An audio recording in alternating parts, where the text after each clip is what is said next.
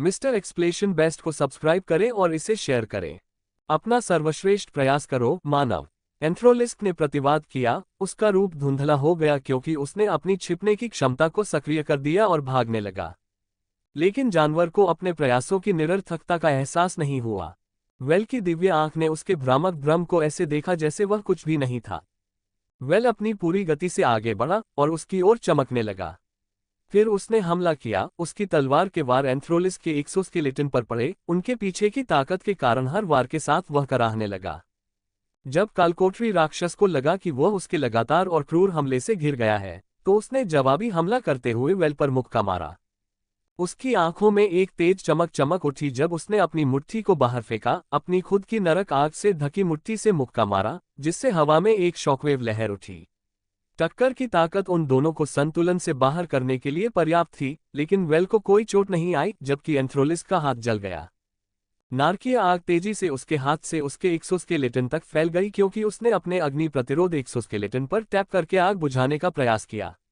Well ने मुस्कुराते हुए देखा क्योंकि उसने केवल अपने लिए स्थिति को बदतर बना दिया।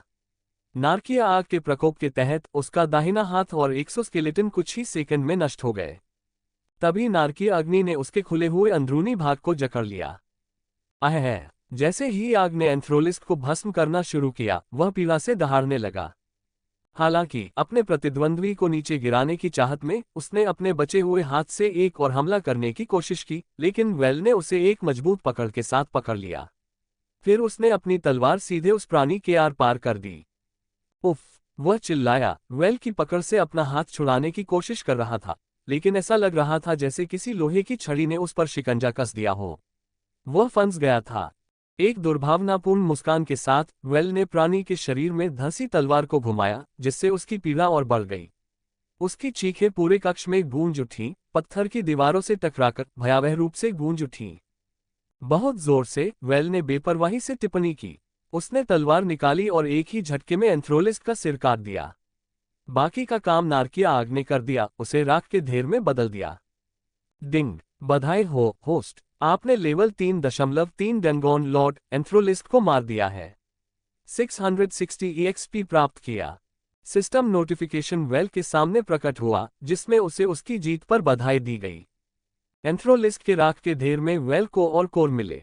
जल्दी से उसने उन्हें उठाया और जेब में रख लिया, इससे पहले कि वह अपने मरे हुए साथियों को विशाल तिलचट्टों से निपटने में मदद करने के लिए चला जाता। उनकी संयुक्त शक्ति से विशालकाय तिलचिट्टों के अंतिम समूह को नष्ट करने में ज्यादा समय नहीं लगा, जिससे वेल को कुछ 100 अतिरिक्त EXP प्राप्त हुए। युद्ध के बाद वेल ने अपना ध्यान गिरे हुए जानवरों की लाशों पर लगाया। उसने उन्हें स्कैन किया और पाया कि उनमें से किसी में भी कोर नहीं था। क्या दुर्भाग्य था! यद्यपि वे मर चुके थे, फिर भी वे वेल के लिए उपयोगी थे। लाश बलिदान कौशल का उपयोग करते हुए उसने लाशों को शैतान भगवान को अर्पित किया, जिससे उनके शवों को बुराई के मंदिर में टेलीपोर्ट किया गया। यह मंदिर अपने अनोखे तरीके से जीवित था, जिसमें वेल से जुड़ी चेतना का एक रूप था। इसने शैतान भगवान के नाम पर दी गई बलि को भस्म कर दिया, जो इस मामले में वेल खुद थे। उन्हें एक कच्ची और आदिम बुरी ऊर्जा में परिवर्तित कर दिया जो मरे हुए गुलामों को बनाने में सक्षम थी। यह ऊर्जा वेल में वापस प्रवाहित हुई, जो उसने मंदिर के साथ साझा किया था। इसके साथ वह 10 और लेवल 2 मरे हुए मिनियन या 2 लेवल 3 बना सकता था। लेवल 3 मरे हुए लोगों की विद्रोही प्रकृति और इस तथ्य को देखते हुए कि उनके पास उन्हें नियंत्रित करने का कोई साधन नहीं था, वेल ने इसके बजाय लेवल 2 मिनियन बनाने का फैसला किया। होस्ट ने 10 और लेवल 2 मरे हुए बनाए हैं। होस्ट के मरे हुए मिनियंस की संख्या बढ़कर 14 हो गई है। एंथ्रोलिस्क की राख से निकाले गए कोर को पीने के बाद वेल को अपने अंदर शक्ति का एक नया संचार महसूस हुआ, और इस भावना का उसने खुले हाथों से स्वागत किया। तुरंत ही उन्हें कई सूचनाएं प्राप्त हुईं। स्तर 3 कोर ऑफ स्ट्रेंथ का उपभोग किया गया। आपकी ताकत 30 अंक तक बढ़ गई है। स्तर 3 चपलता का कोर खपत हो गया है। आपकी चपलता 31 अंक तक बढ़ गई है। स्तर 3 रिफ्लेक्सेस का कोर उपभोग किया गया। आपकी रिफ्लेक्सेस 30 अंक तक बढ़ गई है। स्तर 3 कोर ऑफ स्टेमिना का उपभोग हो गया है। आपकी स्टेमिना बढ़कर 32 पॉइंट हो गई है। लेवल 3 कोर ऑफ विजडम का उपभोग किया गया। आपका आर्केन हॉट थोड़ा मजबूत हुआ है। आपकी सोल पावर रिजर्व बढ़कर 250 पॉइंट हो गई है। आपकी सोल पावर उत्पादन दर बढ़कर 50 हो गई है। वेल अंतिम अधिसूचना से थोड़ा हैरान था। ये पहली बार था जब उसे बुद्धि का मूल मिला था और वह ये जानने के लिए उत्सुक था कि इसका क्या प्रभाव होगा। इसलिए जब उसने पाया कि इससे उसकी जादूगरी की क्षमताएं बढ़ गई हैं तो वह बहुत खुश हुआ। कोर ऑफ विजडम निस्संदेह जादूगरों के लिए एक गेम चेंजर है। मुझे भविष्य में इनमें से और अधिक की तलाश करनी होगी, उसने सोचा। लेकिन ये कठिन होने वाला है। मैंने जो समझा है उसके अनुसार केवल संवेदनशील कालकोटरी राक्षसों के पास कोर ऑफ विजडम को गिराने का 50% मौका है। वेल ने कक्ष के केंद्र में स्थित वेदी पर जाकर उसके ऊपर रखे लेबिरिंथ हॉट को उठाया। उसे देखते हुए उसने सोचा कि वह इसके साथ कैसे संबंध स्थापित कर सकता है। ऐसा करने का कोई सहज तरीका न पाकर वेल ने इस पर डिटेक्ट करने का फैसला किया। सिस्टम ने तुरंत प्रतिक्रिया दी। नाम भूलभुलैया दिल, खतरे का स्तर 2 कुंभ राशि से कम खतरनाक। आइटम विवरण लेबिरिंथ हॉट का उपयोग एक मिनी लेबिरिंथ बनाने के लिए किया जा सकता है जिसकी दीवारें इतनी मजबूत हैं कि लेवल 4 ब्लडलाइन उपयोगकर्ता भी बलपूर्वक प्रवेश नहीं कर सकते। इसका उपयोग मिनी लेबिरिंथ को निष्क्रिय करने के लिए भी किया जा सकता है। मेजबान आत्मा शक्ति का उपयोग करके इसके साथ जुड़ सकता है। भूलभुलैया बनाने में 1000 आत्मा शक्ति खर्च होती है। इसे निष्क्रिय करने में कोई खर्च नहीं आता। जादू का उपयोग करते हुए वेल ने अपनी आत्मा शक्ति में हेरफेर किया और इसकी कुछ इकाइयों को भूलभुलैया के हृदय में डाल दिया। तुरंत उसे एक अजीब सी सनसनी महसूस हुई, लगभग उसकी छाती में खिंचाव जैसा, क्योंकि उसके और कालकोटरी वस्तु के बीच बंधन स्थापित हो गया था। डिंग, बधाई हो होस्ट, आप भूलभुलैया हॉट के मालिक बन गए हैं। गहरी सांस लेते हुए वेल ने अपनी नई अर्जित वस्तु की शक्ति का परीक्षण करने का निर्णय लिया। उसने भूलभुलैया हृदय को भूलभुलैया को निष्क्रिय करने की इच्छा व्यक्त की और तुरंत भूलभुलैया हवा में गायब हो गई जैसे कि वह कभी अस्तित्व में ही नहीं थी। उसी समय घना जंगल जो पहले उसकी पहुंच से बाहर था क्योंकि वह भूलभुलैया में फंसा हुआ था, उसके सामने प्रकट हुआ। तुरंत ही सिस्टम नोटिफिकेशन की एक श्रृंखला उसके सामने आ गई। आपने स्तर 2 कालकोटरी की पहली परत के लक्ष्यों को पूरा कर लिया है। आप स्तर 2 कालकोटरी की दूसरी और अंतिम परत तक आगे बढ़ गए हैं। इस चरण को पूरा करने के लिए लक्ष्य अब जारी किए जाएंगे। लक्ष्य 9.1 छत्ते को नष्ट करें। मजदूर मधुमक्खियां मारी गईं, 0/25 प्राणी मधुमक्खी मारी गईं, 0/1। लक्ष्य 9.2 कालकोटरी कोर को प्राप्त करें और नष्ट करें।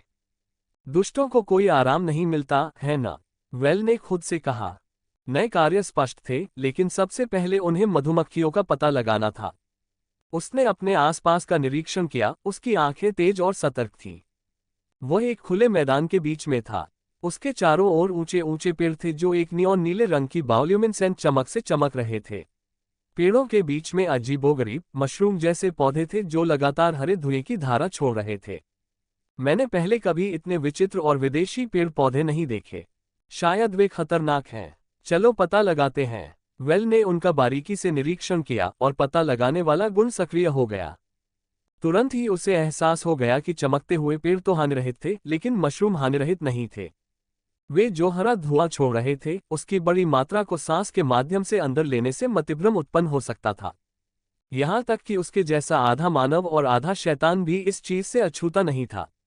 मुझे इन मशरूमों से दूर रहना चाहिए, उसने खुद से कहा। उसे निराशा हुई कि वह उनके आर पार नहीं देख पा रहा था। उसकी दिव्य आंख निष्क्रिय हो गई थी, ऐसा लग रहा था कि उसकी क्षमता की एक समय सीमा थी। वेल ने पलकें झपकाईं और अगले ही क्षण उसने अपनी आत्मिक शक्ति की कुछ इकाइयों की कीमत पर अपनी दिव्य आंख को पुनः सक्रिय कर लिया। बाधाओं को पार करने की शक्ति वापस पाकर उसने फिर से अपने आसपास की चीजों को देखा। इस बार वह अपने आसपास की सभी बाधाओं को पार कर सकता था। पेड़ और मशरूम पारदर्शी लग रहे थे।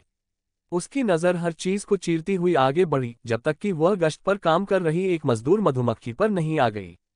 मधुमक्खी बहुत बड़ी थी, कम से कम 1 मीटर लंबी, तथा उसका डंक शिव तलवार की तरह तीखा और घुमावदार था। वेल की भौहें ऊपर उठ गईं जब उसने उसे पेड़ों के बीच से उड़ते हुए सीधे अपनी ओर आते देखा। उसने मधुमक्खी पर डिटेक्ट का जादू डाला। तुरंत ही एक अर्धपारदर्शी स्क्रीन सामने आ गई जिस पर उसके आंकड़े थे। नाम श्रमिक मधुमक्खी, खतरे का स्तर 2, गति 25, ताकत 28, सहन शक्ति 35। इसका खतरा स्तर केवल 2 होने के कारण यह उसके लिए कोई खतरा नहीं था। वह इसे एक ही शॉट में आसानी से परास्त कर सकता था। वेल के लिए यह खतरे से ज्यादा एक उपहार था।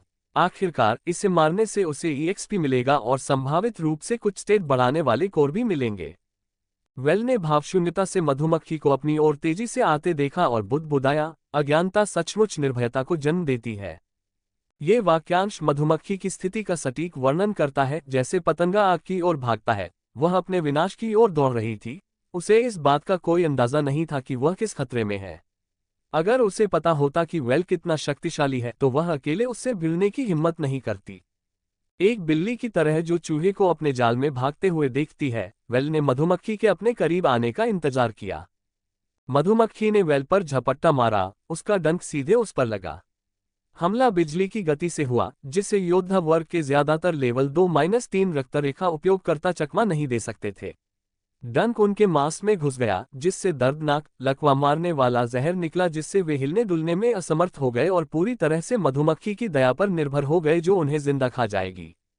वेल हालांकि आंकड़ों और कौशल दोनों के मामले में शुरुआती चरण के योद्धा से बेहतर था। उसकी शक्ति का स्तर पहले से ही मध्यवर्ती चरण के रक्तरेखा उपयोगकर्ताओं से प्रतिद्वंद्वी था। ब्लड रश या टाइटन के सुदृढ़ीकरण को सक्रिय किए बिना भी वेल मधुमक्खी से अधिक तेज था। वह इतनी तेजी से आगे बढ़ा कि मधुमक्खी को पता ही नहीं चला कि वह उसके डंक से बचते हुए एक तरफ हट गया है। धमाका! इससे पहले कि वह कुछ प्रतिक्रिया कर पाता, वेल ने उसके चेहरे पर तेज कोहनी मारी, जिससे वह जमीन पर गिर पड़ा और क्षण भर के लिए बेहोश हो गया। अपने खाली हाथ की एक तेज चाल से वेल ने उसके पंख को पकड़ लिया। उसने मधुमक्खी को ऊपर की ओर उठाया, फिर अपनी तलवार घुमाई और उसके शरीर से पंखों को साफ साफ अलग कर दिया। पंख इन जीवों का सबसे संवेदनशील हिस्सा होते हैं। उन्हें उनकी पीठ से काट देना एक आदमी को तलवार से नपुंसक बनाने जैसा था। वेल के क्रूर कृत्य ने मधुमक्खी को जमीन पर गिरा दिया और चीखने लगी। मधुमक्खी भयंकर दर्द से तड़पने लगी। ये दर्द इतना तीव्र था कि इसने बाकी सभी इंद्रियों को दबा दिया। वेल को उसे तड़पते हुए देखने में कोई दिलचस्पी नहीं थी। उसने अपनी तलवार मधुमक्खी की पीठ में घुसा दी। तेज धार उसके शरीर को चीरती हुई उसके खुले मुंह से बाहर निकल आई। तुरंत ही उसके दिमाग में एक सूचना कौन थी। डिंग! आपने लेवल 2.4 के कालकोटरी राक्षस को हरा दिया है। आपको +2 4 XP मिलेगा। पी लो कुंभ राशि, उसने अपनी शापित तलवार से कहा, जिससे तलवार मधुमक्खी का खून पी गई। सिस्टम अधिसूचना, एक्वेरियस का रेज मीटर अब भर गया है। कौशल क्रिम्सन स्लैश अब प्रयोग योग्य है। इस कौशल के साथ रानी और श्रमिक मधुमक्खियों के साथ अपरिहार्य लड़ाई बहुत आसान हो जाएगी, वेल ने सोचा। वेल ने मधुमक्खी के शव को देखा। अब एक्वेरियस द्वारा उसका पूरा खून चूसा जा चुका था। जब उसने अपनी निगाहें केंद्रित की तो वह शरीर के आर पार देख पाया और उसके अंदर झांक पाया। उसे उम्मीद थी कि वह कोर ढूंढ पाएगा, लेकिन उसे निराशा हुई, वहां कोई कोर नहीं था। इसके ठीक बाद वेल ने मधुमक्खी के रक्तहीन शव पर शव बलि कौशल का प्रयोग किया और एक नया स्तर 0 मरे हुए सेवक का निर्माण किया। भनभनाहट, भनभनाहट, भनभनाहट। अचानक वेल के कान फड़कने लगे क्योंकि उसने दूर से भिनभिनाने की आवाज सुनी। यह आवाज कहां से आ रही है? ऊपर देखते हुए उसने देखा कि मधुमक्खियों का झुंड, पूरी कॉलोनी, चमकते पेड़ों के पीछे से निकलकर उसकी ओर दौड़ रही थी। उनकी आंखें खून से लथपथ थीं, उनमें तीव्र घृणा भरी हुई थी। अगर नजरें जानलेवा होती तो वेल पहले ही कीमा बना चुका होता। रानी मधुमक्खी द्वारा प्रदत्त विशेष कौशल के कारण श्रमिक मधुमक्खियों में एक साझा दृश्य चेतना होती है, जो उन्हें अपने साथी कॉलोनी के सदस्यों की आंखों से देखने में सक्षम बनाती है। इस वजह से जब वेल जंगल में गश्त कर रही श्रमिक मधुमक्खी से लड़ रहा था, तो उन्होंने जल्दी से उसका स्थान पता लगा लिया और उसके पास पहुंच गए। उन्होंने उसे अपने ही एक व्यक्ति की निर्दयतापूर्वक हत्या करते हुए देखा था और अब वे क्रोधित होकर किसी भी कीमत पर उसे टुकड़े टुकड़े कर देना चाहते थे। ठीक है, यह एक मुश्किल स्थिति है, वेल ने मुस्कुराते हुए कहा, लेकिन मैं एक बार भी डंक मारने वाला नहीं हूं। उसने अपनी तलवार उठाई और उम्मीद से चमकती आंखों से उसे देखा। चलो शहर को लाल रंग से रंग दें, क्या हम? एक्वेरियस तलवार ने जवाब में गुनगुनाई, जिससे वेल के चेहरे पर हल्की मुस्कान आ गई। क्रोध, एक्वेरियस, वेल ने अपनी तलवार को एक विस्तृत क्षैतिज चाप में घुमाते हुए कहा। एक्वेरियस की तलवार एक लाल चमक के साथ प्रज्वलित हुई और जैसे ही उसने इसे घुमाया, तलवार के शरीर से लाल ऊर्जा का एक पतला चाप फूट पड़ा। ये चाप साधारण नहीं था, ये केंद्रित और दबाव वाले रक्त का प्रकटीकरण था। इसकी प्रकृति उच्च दबाव वाले पानी के जेट के समान थी, पतली लेकिन अविश्वसनीय रूप से तेज, सबसे कठोर धातुओं को भी काटने की क्षमता के साथ। वूश, लाल रंग का चाप हवा को चीरता हुआ सीधा मधुमक्खियों के झुंड की ओर बढ़ रहा था। समूह के सबसे आगे खड़े लोग समय पर प्रतिक्रिया नहीं कर पाए और घातक चाप ने उन्हें बीच से दो हिस्सों में काट दिया। पीछे की ओर मौजूद मधुमक्खियां घातक चाप से दूर भागने में कामयाब रहीं, लेकिन मुश्किल से इसी तरह के हश्र से बच पाईं। लेकिन उनकी आंखें भय से चौड़ी हो गई थीं, क्योंकि उन्हें अपने सामने मौजूद खतरे का एहसास था। डिंग, बधाई हो होस्ट, आपने 10 लेवल 20-25 वकर मधुमक्खियों को मार दिया है। आपको 2300 EXP मिला है। वेल निस्संदेह एक दुर्जेय प्रतिद्वंद्वी था और उसकी शक्ति के प्रदर्शन ने मजदूर मधुमक्खियों के दिलों में भय पैदा कर दिया था। हालांकि उनकी रानी अपने क्रोध और प्रतिशोध की इच्छा से अंधी हो गई थी, वह अपने क्रोध से परे कुछ नहीं देख पा रही थी। अपने क्रोध में उसने वेल पर सामूहिक हमले का आदेश जारी किया, जो उसके क्रोध का स्रोत था। अपनी रानी की आज्ञा का पालन करते हुए श्रमिक मधुमक्खियां तेजी से तितर-बितर हो गईं और वेल को चारों ओर से घेरने के लिए इधर-उधर भागने लगीं, तथा फिर चारों ओर से उसकी ओर झपट्टा मारकर अपनी संख्या से उसे परास्त करने का प्रयास करने लगीं। ये सामरिक चाल वेल पर हावी नहीं हुई, वह रानी मधुमक्खी की रणनीतिक चाल से बहुत प्रभावित हुई। वेल ने अपने चेहरे पर प्रभावित भाव के साथ दृश्य की योजना को देखा। उसे रानी को ये देना था, वो इतनी बुद्धिमान थी कि क्रोध से उबलती हुई भी उसके लाल चाप का मुकाबला करने के लिए जल्दी से एक रणनीति विकसित कर सकती थी। वह सोचने लगा कि क्या उसे मारने से उसे ज्ञान का मूल मिलेगा। लेकिन पहले उसे उसकी कार्यकर्ता मधुमक्खियों पर काबू पाना था। 15 बनाम 1 है ना, ये तो उचित नहीं है। इसके बाद वेल व्यंग्यात्मक मुस्कान के साथ मुस्कुराने लगा। मुझे अन्याय से नफरत है। तो चलो खेल के मैदान को समतल करें, ठीक है। वेल की उदासीन मुस्कान ने रानी मधुमक्खी में एक प्रकार की आशंका जगा दी। वह महसूस कर सकती थी कि कुछ होने वाला है जिसे वह नियंत्रित नहीं कर सकती। उसके अंदर भय का माहौल पैदा हो गया और उसने अपने कार्यकर्ताओं को शीघ्रता से आक्रमण करने का आदेश दिया। लेकिन तब तक बहुत देर हो चुकी थी। नीचे उतरो, वेल ने आदेश दिया, उसकी आवाज शांत और स्थिर थी। तुरंत ही उसके आसपास का स्थान तालाब में लहरों की तरह विकृत हो गया, मानो वास्तविकता स्वयं उसकी इच्छा के आगे झुक रही हो। 14 स्तर 2 और 1 स्तर 0 मरे हुए नौकर स्थानिक विकृतियों से बाहर निकल आए, अपने स्वामी के बगल में खड़े होकर उसके आदेश की प्रतीक्षा कर रहे थे। लड़ाई का रुख पूरी तरह बदल गया था। मधुमक्खियों की एक बार की भारी ताकत अब मरे हुए लोगों की एक सेना का सामना कर रही थी, जिनकी संख्या भी बराबर थी। भयानक मरे हुए लोगों की अचानक उपस्थिति ने काम करने वाली मधुमक्खियों को इतना चौंका दिया कि उन्होंने वेल के पास जाना बंद कर दिया और इसके बजाय उड़ना शुरू कर दिया। ये पहली बार था जब उन्होंने ऐसे जीवों को देखा जो अपनी कब्रों से रेंगते हुए बाहर आए थे, जिससे वे हैरान, भयभीत और अपनी रानी के आदेश का पालन करने के लिए तैयार नहीं थे। मानो उनके सामूहिक सदमे को महसूस करते हुए वेल की मुस्कुराहट और बढ़ गई, उसकी आंखों में निर्दयता की चमक चमक उठी। दुष्स्वप्नकारी आभा कौशल से उन पर हमला करो, एक भी उड़ने मत दो, वेल ने अपने अनुचरों को मौखिक रूप से आदेश दिया। हालांकि वह अपने मरे हुए अनुचरों के साथ एक मानसिक संबंध साझा करता था, लेकिन इसके लिए एक हद तक ध्यान की आवश्यकता थी जिसे वेल अधिक महत्वपूर्ण क्षणों के लिए आरक्षित रखना पसंद करता था। इसके अलावा इस ट्रम्प कार्ड को समय से पहले प्रकट करना उसकी गेम प्लान में नहीं था। वह इसे तब तक बचाना चाहता था जब तक कि यह वास्तव में आवश्यक न हो, क्योंकि तब वह अपने दुश्मनों को चौंका देगा।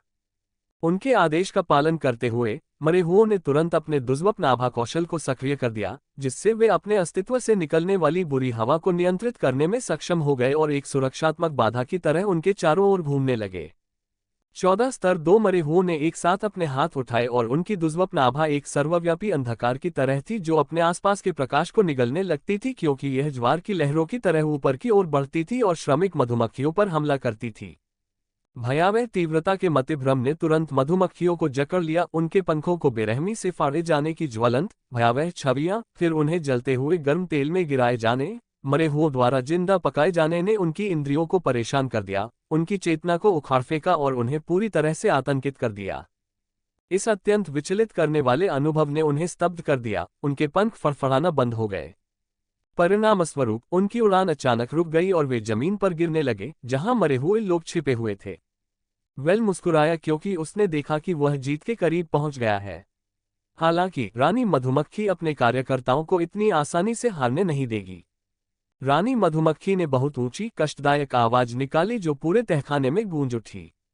इस शोर में एक अप्राकृतिक शक्ति समाहित थी, क्योंकि जब ये शोर उनके एंटेना तक पहुंचा तो मजदूर मधुमक्खियां अपने दुर्स्वप्न से प्रेरित स्तब्धता से बाहर आ गईं। वास्तविकता में वापस आने पर उन्होंने देखा कि वे अपनी मौत के करीब पहुंचने वाले थे और तुरंत अपनी पूरी ताकत से अपने पंख फड़फड़ाने लगे। वे फिर से उड़ान भरने में कामयाब रहे और जमीन पर नहीं गिरे, लेकिन वे नीचे इंतजार कर रहे मरे हुए लोगों के खतरनाक रूप से करीब थे। दूसरे शब्दों में कहें तो वे उनकी आक्रमण सीमा में प्रवेश कर चुके हैं। वेल ने मौका देखकर उसे पकड़ लिया। उसने अपने मानसिक संपर्क का इस्तेमाल करते हुए मरे हुए लोगों को आदेश दिया, हमला करो। वेल की इच्छाशक्ति के विस्तार की तरह मरे हुए लोग हरकत में आ गए। वे उन मजदूर मधुमक्खियों पर झपट पड़े जो बेतहाशा भागने की कोशिश कर रही थीं। जवाब में मधुमक्खियों ने जवाबी हमला किया। उनके तीखे और घुमावदार डंक आगे की ओर बढ़े और मरे हुए लोगों के कंकालों को भेदते हुए। डंक उनकी पीठ से बाहर निकलते हुए सीधे छेद कर गए, लेकिन यह मरे हुए लोगों को कुछ नहीं कर सका, क्योंकि उनमें वेल की तरह दर्द महसूस करने की क्षमता नहीं थी। उनके पास पारंपरिक तंत्रिका तंत्र की कमी थी, जिससे वे उस शारीरिक पीड़ा से बच गए जो इस तरह के हमले से होनी चाहिए थी। ये तो बताने की जरूरत ही नहीं कि मजदूर मधुमक्खियों के डंक, जो अब मरे हुए लोगों के शरीर में गहराई तक धंसे हुए थे, हुक की तरह काम कर रहे थे। जब मधुमक्खियां फिर से उड़ान भरने की बेताबी से कोशिश कर रही थीं, तो उन्होंने पाया कि वे अनजाने में मरे हुए लोगों को घसीट रही थीं। मधुमक्खियों ने अपने डंक निकालकर उन्हें दूर भगाने का प्रयास किया, लेकिन यह व्यर्थ रहा, क्योंकि मरे हुए प्राणियों ने अपने पंजों से मधुमक्खियों को चीर डाला, नरक से निकले राक्षसों की तरह उनसे लिपट गए, जिससे ये सुनिश्चित हो गया कि भयभीत श्रमिक मधुमक्खियों के लिए बच निकलना असंभव था। वेल ने अपने सामने हो रहे अराजक दृश्य को देखा। उसके होठों पर एक गहरी मुस्कान थी। श्रमिक मधुमक्खियां भयंकर लड़ाई कर रही थीं, लेकिन वे पराजित थीं। आखिरकार मरे हुए लोगों का दृढ़ निश्चय और उनका स्वभाव इतना कठोर था कि मधुमक्खियां उनसे निपटने में असमर्थ थीं। मधुमक्खियों की भिनभिनाहट इतनी तेज हो गई कि वे मरे हुए लोगों को हटाने की कोशिश करने लगीं। हालांकि उन्हें हटाने की उनकी कोशिशें बेकार साबित हुईं। मरे हुए लोग जोक की तरह उनके शरीर से चिपके हुए थे। उनके पंजे मधुमक्खियों के मांस में घुस रहे थे, उनके मांस के टुकड़े काट रहे थे और उनके घावों से खून बह रहा था, जो उनके नीचे मरे हुए लोगों पर फैल रहा था। संक्षारक पंजों का प्रयोग करो। वेल ने मरे हुए लोगों के साथ अपने मानसिक संबंध का उपयोग करते हुए आदेश दिया, जिन्होंने आज्ञाकारी रूप से उसके आदेश का पालन किया। मजदूर मधुमक्खियों के शरीर में धंसे हुए मरे हुए लोगों के पंजों से एक संक्षारक तरल पदार्थ फूट पड़ा। जब उनके पंजे उनके मांस में धंस गए तो निकला तरल पदार्थ सीधे मजदूर मधुमक्खियों के शरीर में छिड़का गया। तड़तड़ाहट, तड़तड़ाहट। इस संक्षारक पदार्थ ने उन्हें अंदर से बाहर तक पिघला दिया। उनके आंतरिक अंगों से लेकर मांस तक जीवित पिघलने के असहनीय दर्द से मधुमक्खियों के मुंह से पीड़ा की ऊंची चीखें निकल रही थीं। वेल के कानों में कई सूचनाएं गूंज रही थीं। आपके मरे हुए लोगों ने 14 श्रमिक मधुमक्खियों को मार डाला। आपने 3000 EXP प्राप्त किया है। मरे हुए लोगों द्वारा मारे जाने के कारण श्रमिक मधुमक्खियां एक एक करके आकाश से नीचे गिरी और जंगल की जमीन पर गिर गईं। रानी मधुमक्खी ने भयभीत होकर देखा, उसके कर्मचारी उसके चारों ओर गिर रहे थे। वह आकाश में मंडराने के अलावा कुछ नहीं कर सकती थी। उसने पहले जो ऊंची आवाज में संकट की पुकार लगाई थी, वह उसे वह मुक्ति नहीं दे पाई जिसकी उसे उम्मीद थी। उसका साम्राज्य ढह रहा था और वह इसे रोकने के लिए कुछ नहीं कर सकती थी। इस अराजकता के बीच एक स्तर शून्य मरे हुए व्यक्ति पर एक श्रमिक मधुमक्खी ने हमला किया। मधुमक्खी के डंक ने उसके शरीर को छेद दिया, जिससे एक बड़ा सा छेद हो गया, लेकिन वह मरा हुआ प्राणी नहीं हिला। वेल को भी इसमें एक अवसर नजर आया। उसने तुरंत ही लेवल 0 के मरे हुए व्यक्ति को एक आदेश भेजा, उम्मीद करते हुए कि वह अपने निर्माता के इरादे को समझने के लिए पर्याप्त बुद्धिमान होगा। मरे हुए व्यक्ति ने उसे निराश नहीं किया और उसने मधुमक्खी के पंख को एक मजबूत पकड़ के साथ पकड़ लिया। मधुमक्खी ने संघर्ष किया, लेकिन मरे हुए व्यक्ति को नहीं छोड़ पाए। मौका देखकर वेल ने कार्यकर्ता मधुमक्खी की ओर हमला किया और अपनी तलवार घुमाई, जिससे उसका सिर धड़ से अलग हो गया। खून हवा में फैल गया। वेल और उसके नीचे की जमीन पर खून फैल गया। डिंग, बधाई हो होस्ट, आपने लेवल 22 वकर बी को मार दिया है। आपको 220 EXP मिला है। सिस्टम नोटिफिकेशन वेल के दिमाग में गूंज उठा। अरे, अगर सही आदेश दिए जाएं तो लेवल 0 के मरे हुए भी उपयोगी होते हैं। वेल ने स्पष्ट रूप से प्रभावित होकर टिप्पणी की। उसने धीरे से मरे हुए के सिर पर थपथपाया और ईमानदारी से कहा, अच्छा काम किया। वह मुर्दा उसे घूर रहा था। उसकी निगाह में कोई भावना नहीं थी, लेकिन उसके कार्यों से उसकी अटूट वफादारी प्रदर्शित हो रही थी। खतरे की अचानक रेंगती हुई भावना ने वेल की रीढ़ में सिहरन पैदा कर दी। उसने तुरंत अपनी नजर ऊपर उठाए और देखा कि रानी मधुमक्खी की आंखें एक भयावह लाल चमक के साथ अशुभ रूप से धड़क रही थीं। शुद्ध सहज ज्ञान पर प्रतिक्रिया करते हुए वेल अपनी जगह से कुछ क्षण पहले ही दूर चला गया, इससे पहले कि उसकी आंखों से लेजर किरणों की एक श्रृंखला फूटती। किरणें उस क्षेत्र की ओर गईं जहां वह कुछ सेकंड पहले खड़ा था। उसने उन्हें चकमा दे दिया था। दुर्भाग्य से लेवल 0 का मरा हुआ प्राणी, जो प्रतिक्रिया में धीमा था, उतना भाग्यशाली नहीं था। उसने क्रोधित रानी मधुमक्खी के हमले का पूरा खामियाजा भुगता और टुकड़े टुकड़े हो गया। उसकी आंखों से निकलने वाली लेजर किरणों की कच्ची शक्ति ने उसे निगल लिया। रानी मधुमक्खी चीख उठी जब उसने देखा कि वह उस कमीने को मारने में विफल रही जिसने उसका सब कुछ छीन लिया था। उसने उसके प्यारे बच्चों को मार डाला। उसने उसके परिवार को नष्ट कर दिया। उसने वह छीन लिया जो उसके लिए सबसे कीमती था। वह उसे मरना चाहती थी। वह चाहती थी कि वह कष्ट सहे। उसकी आंखों से और भी लेजर किरणें फूट पड़ीं, जिनमें से प्रत्येक ने वेल को भयानक सटीकता से निशाना बनाया। आसन खतरे को पहचानते हुए वेल ने जल्दी से अपने ब्लड रश कौशल को सक्रिय कर दिया। इस दुर्जय क्षमता ने उसकी चपलता को दोगुना कर दिया, जिससे यह अविश्वसनीय 60 अंक तक बढ़ गया। साथ ही उसने टाइटन के सुदृढ़ीकरण की शक्ति का आह्वान किया, जिससे उसकी ताकत, सहनशक्ति और चपलता में 20% की वृद्धि हुई। शक्ति के उछाल ने उसे एक धुंधले में बदल दिया। उसके पीछे कुछ भी नहीं बचा, क्योंकि वह चतुराई से प्रत्येक घातक हमले से बच गया। प्रत्येक लेजर किरण केवल उस जमीन को जलाने में कामयाब रही जहां वह पहले खड़ा था, जो उसके बाल भर की दूरी से चूक गई। हालांकि वेल को ऐसे दुश्मन के खिलाफ खुले मैदान में लड़ने के सामरिक नुकसान का एहसास था। रानी मधुमक्खी के पास हवाई लाभ था और उसकी लेजर किरणों ने उसे लंबी दूरी तक हमला करने का विकल्प दिया। वह उसकी हमले की सीमा से बाहर थी और वह उस पर जो भी हमला करता, उसे उसकी लेजर किरणों द्वारा मार गिराया जाता। भले ही वह उस तक पहुंचने के लिए उड़ने वाली झाड़ू का उपयोग करे, लेकिन क्या संभावना थी कि वह उसकी लेजर किरणों से मारे जाने से पहले उस तक पहुंच पाता। फिलहाल वह भागने के अलावा कुछ नहीं कर सकता था। बिना और समय बर्बाद किए वेल घने जंगल में भाग गया। वेल की बढ़ी हुई चपलता ने उसे घनी झाड़ियों के बीच कुशलतापूर्वक चलते हुए भ्रम पैदा करने वाले मशरूमों से भरे रास्तों से बचने में सक्षम बनाया। जैसा कि अनुमान था, रानी मधुमक्खी ने लगातार लेजर किरणें छोड़ते हुए उनका पीछा किया। हालांकि घने पत्ते ने एक अप्रत्याशित सुरक्षा प्रदान की। कई लेजर किरणों को मजबूत पेड़ों ने रोक लिया तथा उनके तने वेल के लिए लक्षित प्रहार को झेलकर टुकड़े टुकड़े हो गए। बाकी लोगों से तो उन्हें खुद ही निपटना था। शुक्र है कि वेल की डिटेक्ट विशेषता ने उसे बहुत मदद की, जिससे उसे खतरे के प्रति एक अनोखी छठी इंद्री मिली। वह रानी मधुमक्खी द्वारा लेजर छोड़े जाने से पहले ही यह अनुमान लगाने में सक्षम था कि लेजर कहां हमला करने जा रहे हैं, जिससे वह आसानी से उनसे बच सकता था। अपनी बढ़ी हुई गति के साथ वह रानी मधुमक्खी के घातक हमलों से बचते हुए अपने और रानी मधुमक्खी के बीच एक महत्वपूर्ण दूरी बनाने में सक्षम था। उसकी आंखों में चालाकी की चमक थी जब उसने आगे एक विशाल पेड़ देखा। यह इतना घना था कि अगर वह उसके पीछे चला जाता तो उसका पीछा कर रहे दुश्मन से उसका चेहरा छिप जाता। मुझे इसे पूरा करना है। एक बार मैं ऐसा कर लूंगा तो मुझे अपनी योजना को क्रियान्वित करने का अवसर मिलेगा, उसने अपने आप से कहा। दृढ़ संकल्प की हवा उसके चारों ओर फैल गई।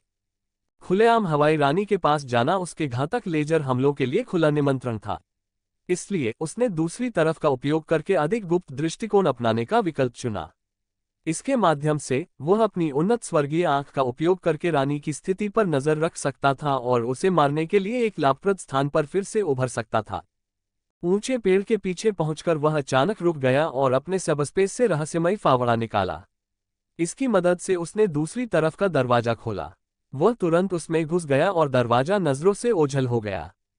वूश! रानी मधुमक्खी ने उसे पेड़ के पीछे गायब होते देख अवरोध पर एक और लेजर हमला किया।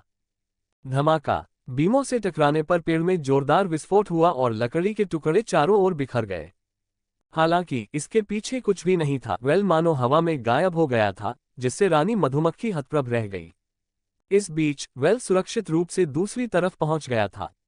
कालकोठरी का ये हिस्सा वास्तविक दुनिया से बहुत मिलता जुलता था, बस एक ही बात थी कि यहाँ कोई जीवन नहीं था।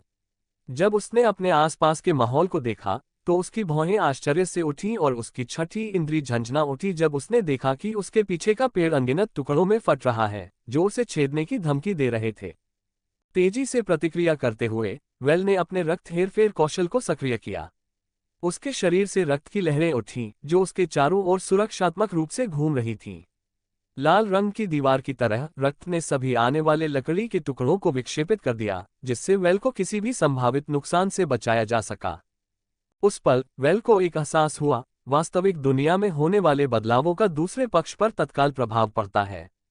इस रहस्योद्घाटन ने उसे दो आयामों के बीच के संबंध की गहरी समझ दी और इस बात का व्यापक दृष्टिकोण दिया कि इसे अपने पक्ष में कैसे इस्तेमाल किया जाए। अभी के लिए क्रोधित कैरेन से निपटते हैं, वेल ने सोचा, जब उसने स्वर्गीय नेत्र के मजबूत संस्करण को सक्रिय करने के लिए अपने रहस्यमय हृदय से अपनी आंखों में आत्मिक शक्ति की दर्जनों इकाइयां डाली। तुरंत ही वह दूसरी तरफ से वास्तविकता को देख सकता था। ये स्वर्गीय आंख के सबसे कमजोर संस्करण का उपयोग करते समय प्राप्त होने वाले केवल अपने आसपास के अर्धपारदर्शी दृश्य की तुलना में बहुत बेहतर था, जिसके लिए कम आत्मा शक्ति की आवश्यकता होती है। उसकी नज़र रानी मधुमक्खी पर पड़ी, जो अभी भी विस्फोटित वृक्ष के अवशेषों के पास घूम रही थी तथा रानी के गायब हो जाने से हैरान थी। तुम मरते समय भी हतप्रभ रहोगे, मैं ये सुनिश्चित करूंगा, वेल ने कसम खाए। वेल ने एक हाथ में फावड़ा और दूसरे हाथ में अपनी शापित तलवार पकड़ी। अपने एक हाथ को मुक्त करने के लिए, जो अपनी उड़ती हुई झाड़ू पर सवार होने के दौरान संतुलन बनाए रखने के लिए महत्वपूर्ण है, उसने तलवार को अपने मुंह में सुरक्षित कर लिया। फिर उसने अपने शून्य ओब के पॉकेट आयाम से उड़ती हुई झाड़ू निकाली और बेखबर रानी मधुमक्खी की ओर उड़ गया। अपने आप को रानी के अंधे स्थान पर स्थापित करने के बाद वेल ने अपने रहस्यमयी फावड़े की शक्ति का उपयोग करके दूसरी तरफ से बाहर निकलने का रास्ता बनाया। जैसे ही वह इस पोर्टल से बाहर निकला, उसने खुद को वास्तविक दुनिया में रानी के पीछे भौतिक रूप में पाया। वेल ने तुरंत ही फावड़े की जगह तलवार ले ली और रानी की ओर घुमाया, जो अभी भी जंगल में खोजबीन कर रही थी और इस तथ्य से अनजान थी कि वह उसके ठीक पीछे था। वेल की तलवार रानी मधुमक्खी के शरीर पर एक अलग लाल रेखा खींचती हुई सहजता से आगे बढ़ी। ये रेखा उसके हमले की रूपरेखा के रूप में काम करती थी, जो उसके ब्लेड के घातक रास्ते को दर्शाती थी। रेखा दिखाई देने के कुछ ही क्षण बाद एक भयानक दृश्य सामने आया जब रानी मधुमक्खी का शरीर इस प्रक्षेप पथ पर विभाजित हो गया।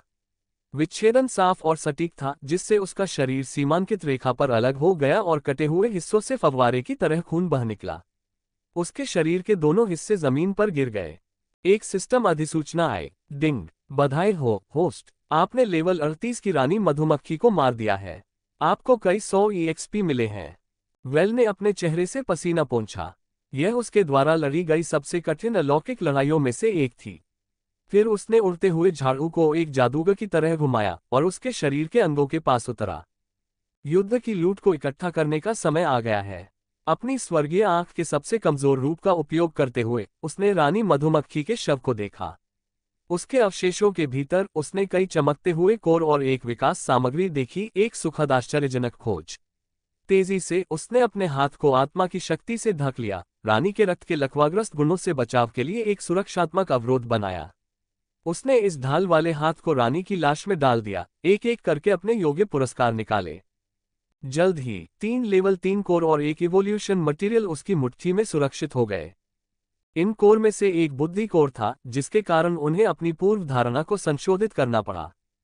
एक कालकोठरी राक्षस को बुद्धि कोर प्राप्त करने के लिए बोलने की क्षमता रखने की आवश्यकता नहीं थी, उसे केवल इतना बुद्धिमान होना चाहिए था कि वह एक महत्वपूर्ण दर्द बन सके। इसके अलावा केवल स्तर 30 से ऊपर के कालकोठरी राक्षस ही उन्हें गिराते थे और ऐसे कोर के लिए गिरने की दर 50% से अधिक थी। ये बात उसने उन 2 बुद्धिमान प्राणियों के साथ अपने अनुभवों पर विचार करते हुए कही थी जिन्हें उसने हराया था, और दोनों ने ही एक बुद्धि कोर गिराया था। बिना किसी हिचकिचाहट के वेल ने कोर को निगल लिया। जैसे ही वे उसके गले से नीचे उतरे, उनके भीतर से भ्रष्टाचार की एक लहर उठी। फिर भी वेल पर इसका कोई प्रभाव नहीं पड़ा, जिसके असंवेदनशील गुण ने उसे किसी भी डर से मुक्त कर दिया कि यह भ्रष्ट शक्ति आमतौर पर किसी के दिमाग, शरीर और आत्मा को भ्रष्ट कर सकती है और उन्हें एक नासमझ हत्या मशीन में बदल सकती है। संविधान सुदृढ़ीकरण स्तर 3 कोर खपत। आपका HP 18 अंक तक बढ़ गया है। शक्ति संवर्धन स्तर 3 कोर उपभोग। आपकी शक्ति 33 अंक तक बढ़ गई है। स्तर 3 बुद्धि कोर का उपभोग किया गया। आपकी आत्मा शक्ति आरक्षित 270 इकाइयों तक बढ़ गई है। आपकी आत्मा शक्ति उत्पादन दर 70 इकाइयों घंटे तक बढ़ गई है। यह एहसास, मैं इससे कभी तृप्त नहीं हो सकता। वेल को मजबूत होने की भावना में आनंद आ रहा था। वेल का ध्यान अब इवोल्यूशन मटेरियल पर गया। ये रॉयल नेक्टर था, व्हाइटमोर ब्लड लाइन को अपनी नसों में ले जाने वाले सभी लोगों के लिए एक दुर्लभ और मूल्यवान पदार्थ। रॉयल नेक्टर ट्रांसेंडेंट सीरम में एक महत्वपूर्ण घटक था, एक ऐसा पोषण जो व्हाइटमोर वंश को तीसरे स्तर तक ले जाने के लिए पर्याप्त शक्तिशाली था और इसकी सफलता दर 100% थी। रॉयल नेक्टर ब्लडलाइन अपग्रेडिंग पोषण में एक महत्वपूर्ण घटक था, एक ऐसा पोषण जो व्हाइटमोर वंश को तीसरे स्तर तक ले जाने के लिए पर्याप्त शक्तिशाली था। बेशक पोषण के भ्रष्टाचार की शक्ति और उसके बाद आने वाली मुसीबतों से बचना जो निस्संदेह सेवन पर उतरती थी, पूर्वापेक्षाएं थीं। पोषण के लिए 2 अन्य अवयवों की भी आवश्यकता थी, एल्डेटेल स्नेक के रूप में जाने जाने वाले जानवर के तराजू और वर्डेंट जायंट की स्पिरिटरूट, एक दुर्लभ पौधा। लेकिन मुझे नहीं पता कि वे कहाँ हैं, वेल ने अपने हाथों में रॉयल नेक्टर घुमाते हुए खुद से कहा। मैं उन्हें खोजने की उम्मीद सिर्फ जंगल में ज्यादा बार जाकर कर सकता हूँ। एलियाना का आशीर्वाद भी मदद कर सकता है, लेकिन मुझे उसे खुश करना होगा ताकि वह ईमानदारी से मेरे लिए प्रार्थना करे।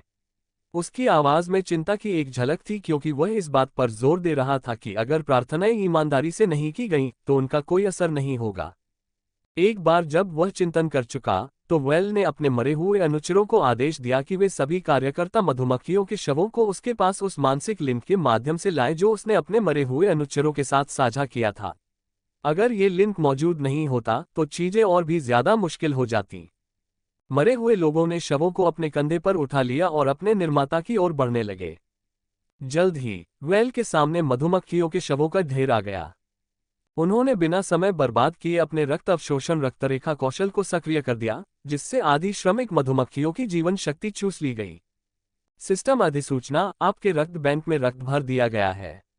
वर्तमान इकाइयां 1800। खून की अपनी जरूरत को पूरा करने के बाद उसने शापित तलवार को अगली 3 मधुमक्खियां दी, जिससे उसकी अतिरिक्त भूख शांत हो गई। इसने लगभग तुरंत प्रतिक्रिया की, क्रोध मीटर 100% पर पहुंच गया और कौशल क्रिम्सन स्लैश को उपयोग के लिए उपलब्ध करा दिया। आखिरकार उसके पास ये तुरुप का पत्ता अपनी उंगलियों पर तैयार था। इन्हें टुकड़े टुकड़े कर दो, इनके कोर इकट्ठा करो और मुझे दे दो। फिर वेल ने उन्हें निर्देश दिया कि वे मजदूर मधुमक्खियों को अलग अलग करके उनके कोर निकालें। मरे हुए लोगों ने मधुमक्खियों को चीर दिया, उनके पंजों ने कुशलता से उनके मांस से कोर को बाहर निकाला और उन्हें वेल को सौंप दिया। ये उसके लिए उपयोगी नहीं थे, लेकिन वे निश्चित रूप से उत्तरी सीमांत क्षेत्र में इच्छुक खरीदारों को आकर्षित करेंगे। आखिरकार वहां स्तर 1 से 3 रक्त रेखा उपयोगकर्ताओं की कोई कमी नहीं थी। इसके बाद वेल ने रानी मधुमक्खी और सभी कामगार मधुमक्खियों पर लाश बलि कौशल का प्रयोग किया। मंदिर ने जल्दी से पेश किए गए भोजन को खा लिया, जो अब तक का सबसे बड़ा भोजन था, और उन्हें मरे हुए बनाने की शक्ति में परिवर्तित कर दिया, इसे शैतान भगवान को हस्तांतरित कर दिया। सिस्टम अधिसूचना, आपने कुछ स्तर 3 मरे हुए या 1 दर्जन से अधिक स्तर 2 मरे हुए बनाने की शक्ति प्राप्त की है। दूसरे विकल्प को चुनते हुए वेल ने देखा कि उसकी मरे हुए लोगों की सेना बढ़ती गई और उसकी संख्या बढ़कर 30 हो गई, और वे सभी शक्तिशाली स्तर 2 के मरे हुए लोग थे। अब मुझे ग्रूल के सिद्धांत का परीक्षण करने और कालकोठरी को पूरा करने के लिए केवल कालकोठरी के केंद्र का पता लगाना है। आमतौर पर किसी कालकोठरी में सबसे शक्तिशाली राक्षस के पास कालकोठरी कोर होता है। वेल ने रानी के शरीर की अच्छी तरह से तलाशी ली थी, लेकिन कालकोठरी कोर नहीं मिल पाया था। उसे संदेह था कि यह उनके छत्ते के भीतर ही होगा। वेल अपनी उड़ती हुई झाड़ू की मदद से आसमान में उड़ गया और जंगल का एक बेहतरीन नज़ारा देखने लगा। कुछ ही पलों बाद उसे वह दिख गया जिसकी उसे तलाश थी। मधुमक्खियों का छत्ता जंगल की गहराई में स्थित था। यह एक विशाल संरचना थी जो एक विशाल मधुमक्खी के छत्ते की याद दिलाती थी, जिसके बाहरी हिस्से में कई छेद थे। बिना किसी हिचकिचाहट के वेल इनमें से एक छेद में उड़ गया। उसने जादू का इस्तेमाल करके अपने रहस्यमय हृदय से कुछ आत्मिक शक्ति पंप की और उन्हें अपनी आंखों में डाल दिया। तुरंत ही उसकी दिव्य आंख का सबसे कमजोर रूप सक्रिय हो गया और उसके आसपास की दुनिया अर्धपारदर्शी हो गई। इससे उसे छत्ते की कई दीवारों के आर पार देखने में सहायता मिली। छत्ते के ठीक बीच में उसे कालकोठरी का केंद्र दिखाई दिया। वह तुरंत झाड़ू लेकर वहां पहुंच गया। कोर शहद के एक तालाब के बीच में बसा हुआ था जो आकर्षक ढंग से चमक रहा था। उसमें से एक ताज़ा और मीठी खुशबू आ रही थी। उस पर डिटेक्ट डालने पर एक गेम जैसी स्क्रीन पॉप अप हुई जो जानकारी से भरी हुई थी। सिस्टम अधिसूचना, डंगोन कोर खाद्य। चेतावनी, इसके सेवन से मतिभ्रम हो सकता है। मूल्य, प्राकृतिक दवा क्षमता। वेल ने जानकारी पर विचार किया। उसे इस पदार्थ का कोई व्यक्तिगत उपयोग नहीं था, वह ड्रग्स का सेवन नहीं करता था और न ही उसे शुरू करने में कोई दिलचस्पी थी। हालांकि वह जानता था कि उत्तरी लोग इसके लिए काफी बड़ी रकम चुका सकते हैं, क्योंकि वे इस तरह से किनारे पर रहने के कारण होने वाले तनाव से राहत पाने की कोशिश करते हैं। उसके पास शहद रखने के लिए कोई कंटेनर नहीं था, लेकिन उसके शापित आर्टिफैक्ट शून्य ओब की मदद से यह आसानी से हल हो गया। उसके आदेश पर ओब ने शहद के कुंड के ऊपर एक ब्लैक होल खोल दिया। इसने एक शक्तिशाली चूषण बल जारी किया, जिससे सारा शहद उसके शून्य में चला गया और फिर बंद हो गया। सिस्टम अधिसूचना संग्रहित शहद 300 लीटर। ये बहुत बड़ी मात्रा में ड्रग्स था। वेल ने सोचा कि वह इसे बेचकर कुछ से लेकर कई हजार तक का योगदान अंक कमा सकता है। यह इस बात पर निर्भर करता है कि बाजार में 1 लीटर की कीमत कितनी है। बेशक ये सिर्फ एक अनुमान था। मुझे इसकी असली कीमत जानने के लिए उत्तरी लोगों के साथ घुलना मिलना होगा। इसके बाद वेल ने अपना ध्यान वापस कालकोट्री की ओर लगाया। उन्होंने इसे सावधानी से उठाया और ग्रोल के सिद्धांत का परीक्षण करने के लिए इसे अपनी जेब में रख लिया। दूसरे वेल ने कालकोट्री कोर को अपने शून्य ओब के पॉकेट आयाम में डाल दिया। ये कालकोट्री से अलग हो गया। अगर ग्रोल का सिद्धांत सही था तो कालकोट्री को ढह जाना चाहिए। हालांकि ऐसा कुछ भी होता नहीं दिख रहा था। कालकोट्री के सड़ने या ढहने का कोई संकेत नहीं था। क्या ग्रोल गलत था? वेल ने सोचा। तभी उसके दिमाग में एक सिस्टम नोटिफिकेशन गूंजा। डिंग! बधाई हो होस्ट, आपने लेवल 2 डंगोन को सफलतापूर्वक पार कर लिया है। डंगोन अब अस्थिर हो रहा है और 10, 9, 8 में टूट जाएगा। तो रूल सही था, वेल ने कहा। इससे संभावनाओं का एक नया स्तर खुल जाता है। विक्टोरिया साम्राज्य में यह आम बात थी कि कालकोट्री सिर्फ खतरों और खजानों के भंडार नहीं थे। वे जीवित, सांस लेने वाले पारिस्थितिकी तंत्र थे जो अपने कोर द्वारा संचालित होते थे। ये कोर कालकोट्री के दिल और आत्मा थे, जो कालकोट्री के अस्तित्व को बनाए रखने के लिए आवश्यक ऊर्जा प्रदान करते थे।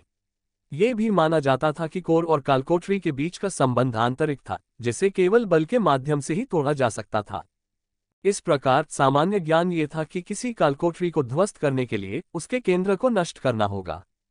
कोर के विनाश का मतलब कालकोट्री की मृत्यु, उसके अस्तित्व का अंत और कालकोट्री के टूटने की रोकथाम था, लेकिन इसका मतलब एक महान ऊर्जा स्रोत का बलिदान भी था।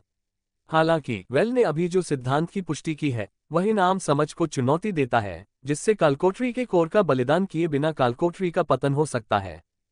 वेल के चेहरे पर एक विचारशील भाव प्रकट हुआ। इस दुनिया में शायद सिर्फ मैं ही जानता हूं कि अगर किसी कोर को उसके कालकोट्री से निकालकर किसी दूसरे आयाम में ले जाया जाए, तो कोर और कालकोट्री के बीच का जरूरी कनेक्शन टूट जाएगा।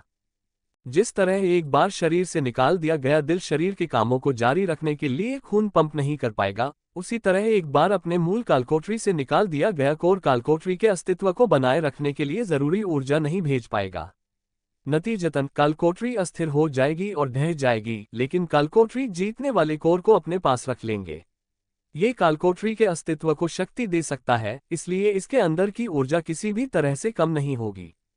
ये जानकारी बहुमूल्य है और मैं कई स्थितियों में इसका लाभ उठा सकता हूँ। इसके अलावा इस ज्ञान से लैस होकर मैं दुष्ट तीर्थस्थल में रहस्यमय दरवाजे जैसी कलाकृति को शक्ति प्रदान करने के लिए संसाधन सुरक्षित कर सकता हूँ। 7, 6, 5 कालकोट्री के ढहने से पहले बचे समय को दर्शाने वाली उल्टी गिनती जारी रही। चेहरे पर एक स्थिर भाव लिए वेल हाइव में प्रतीक्षा कर रहा था। उसकी निगाहें इधर उधर घूम रही थीं, अपने आसपास के माहौल को देख रही थीं। अस्थिर कालकोट्री के कंपन ने उसे परेशान करने के लिए कुछ भी नहीं किया।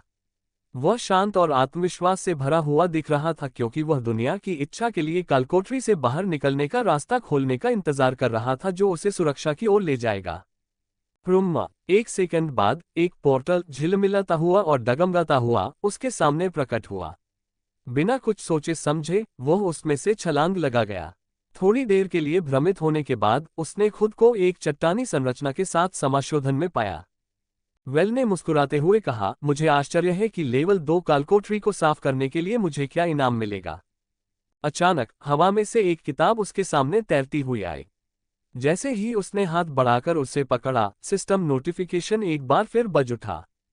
डिंग! बधाई हो होस्ट, आपको लेवल 2 डंगोन को सफलतापूर्वक साफ करने के लिए दुनिया द्वारा पुरस्कृत किया गया है। आपका इनाम एक किताब है, प्यूरिफाइंग कोर विद विजार्डरी। दिलचस्प है, वेल ने मुस्कुराते हुए कहा। मुझे धन सृजन के लिए एक मार्गदर्शिका मिल गई है। अपने असंवेदनशील गुण के कारण वेल भ्रष्टाचार की शक्ति से प्रतिरक्षित था, जिससे वह बिना किसी परिणाम के कालकोठरी राक्षस कोर का उपभोग कर सकता था। दुर्भाग्यवश अन्य लोगों के मामले में ऐसा नहीं हुआ। अधिकांश लोगों के लिए गैर शुद्धिकरण वाले कोर का सेवन असहनीय दर्द का कारण बन सकता है, और सबसे खराब स्थिति में यह उन्हें विस्फोटित कर सकता है या व्यक्ति भ्रष्टाचार द्वारा भस्म हो सकता है, जिससे वे नासमझ राक्षसों में बदल सकते हैं। आमतौर पर इन कोर को खाने से पहले उन्हें शुद्ध करने के लिए स्थानीय चच को एक मोटी रकम चुकानी पड़ती है। इस जानकारी को साझा नहीं किया गया, इसलिए कोर को शुद्ध करने की कीमतों में शायद ही कभी उतार चढ़ाव हुआ। इस पुस्तक ने उन्हें शुद्धिकरण बाजार में पैर जमाने का अवसर प्रदान किया। वेल ने हंसते हुए कहा, अब मेरे पास सीमांत क्षेत्र की सुरक्षा में रहते हुए अमीर बनने का ज्ञान है। एक कहावत है जो कुछ इस प्रकार है, किसी व्यक्ति को एक मछली दो और आप उसे एक दिन के लिए भोजन देंगे, किसी व्यक्ति को मछली पकड़ना सिखाओ और आप उसे जीवन भर के लिए भोजन देंगे। वेल के मामले में दुनिया ने उसे केवल लेवल 2 कालकोठरी को साफ करने के लिए एक मछली नहीं दी थी, इसने उसे सिखाया था कि कैसे बड़ी मछली पकड़ी जाए और एक अमीर व्यापारी, एक टाइकून कैसे बने। ले वारे, वेल ने आदेश दिया। तुरंत ही उसे बुराई के मंदिर में भेज दिया गया। गुरुजी, आप लौट आए हैं। क्या आपके अभियान से कोई परिणाम निकला? ग्रूल ने पूछा। मैंने एक कालकोठरी कोर प्राप्त किया है। ये लेवल 2 कालकोठरी से है, वेल ने उत्तर दिया। अपना हाथ आगे बढ़ाया, कोर को ग्रूल को प्रस्तुत किया। मैं चाहता हूं कि आप इसका उपयोग मॉकस की तीसरी कलाकृति को सक्रिय करने के लिए करें। जैसा आप आदेश देते हैं, ग्रूल ने कहा और आगे बढ़कर वेल से कोर ले लिया। वह विशाल काले दरवाजे पर चला गया जो मोकस की तीसरी कलाकृति थी, और कालकोठरी कोर को केंद्र में एक छेद में रख दिया। लगभग तुरंत ही कोर राख में तब्दील हो गया, इसकी ऊर्जा मार्गदर्शन द्वार द्वारा अवशोषित कर ली गई। काले दरवाजे का लगभग 10वां हिस्सा एक चमकदार सोने की चमक में जगमगा उठा, आभा शक्ति से स्पंदित हो रही थी। दरवाजे का बाकी हिस्सा निष्क्रिय और काला रह गया। इसका क्या मतलब है, ग्रूल? वेल ने आंशिक रूप से प्रकाशित दरवाजे की ओर इशारा करते हुए पूछा। स्तर 2 कालकोठरी कोर के अंदर की ऊर्जा ने इसे 10वें हिस्से तक शक्ति प्रदान की है, ग्रूल ने समझाया। उसकी आंखें दरवाजे के सुनहरे रंग पर टिकी हुई थीं। जब तक ये पूरी तरह से शक्ति प्राप्त नहीं कर लेता, तब तक कलाकृति काम नहीं करेगी। तो मुझे लेवल 2 के 9 और कालकोठरी पूरे करने होंगे। वेल ने बड़बड़ाया, लेकिन ग्रूल ने उसे सुन लिया। एक और तरीका है गुरु, ग्रूल ने सुझाव दिया। उच्च स्तरीय कालकोठरी कोर में अधिक ऊर्जा होगी, इसलिए आर्टिफैक्ट को शक्ति देने के लिए उनमें से कम की आवश्यकता होगी। मेरा अनुमान है कि कुछ स्तर 3 कालकोठरी से निपटने से मार्गदर्शन के द्वार को काम करने के लिए पर्याप्त संसाधन मिल जाने चाहिए। कहना आसान है, करना मुश्किल है, वेल ने कंधे उचकाते हुए कहा। स्तर 2 की कालकोठरी ने मुझे मेरी सीमा तक धकेल दिया था। मुझे इसे जीतने के लिए एक पूरी तरह से नई रणनीति बनानी पड़ी।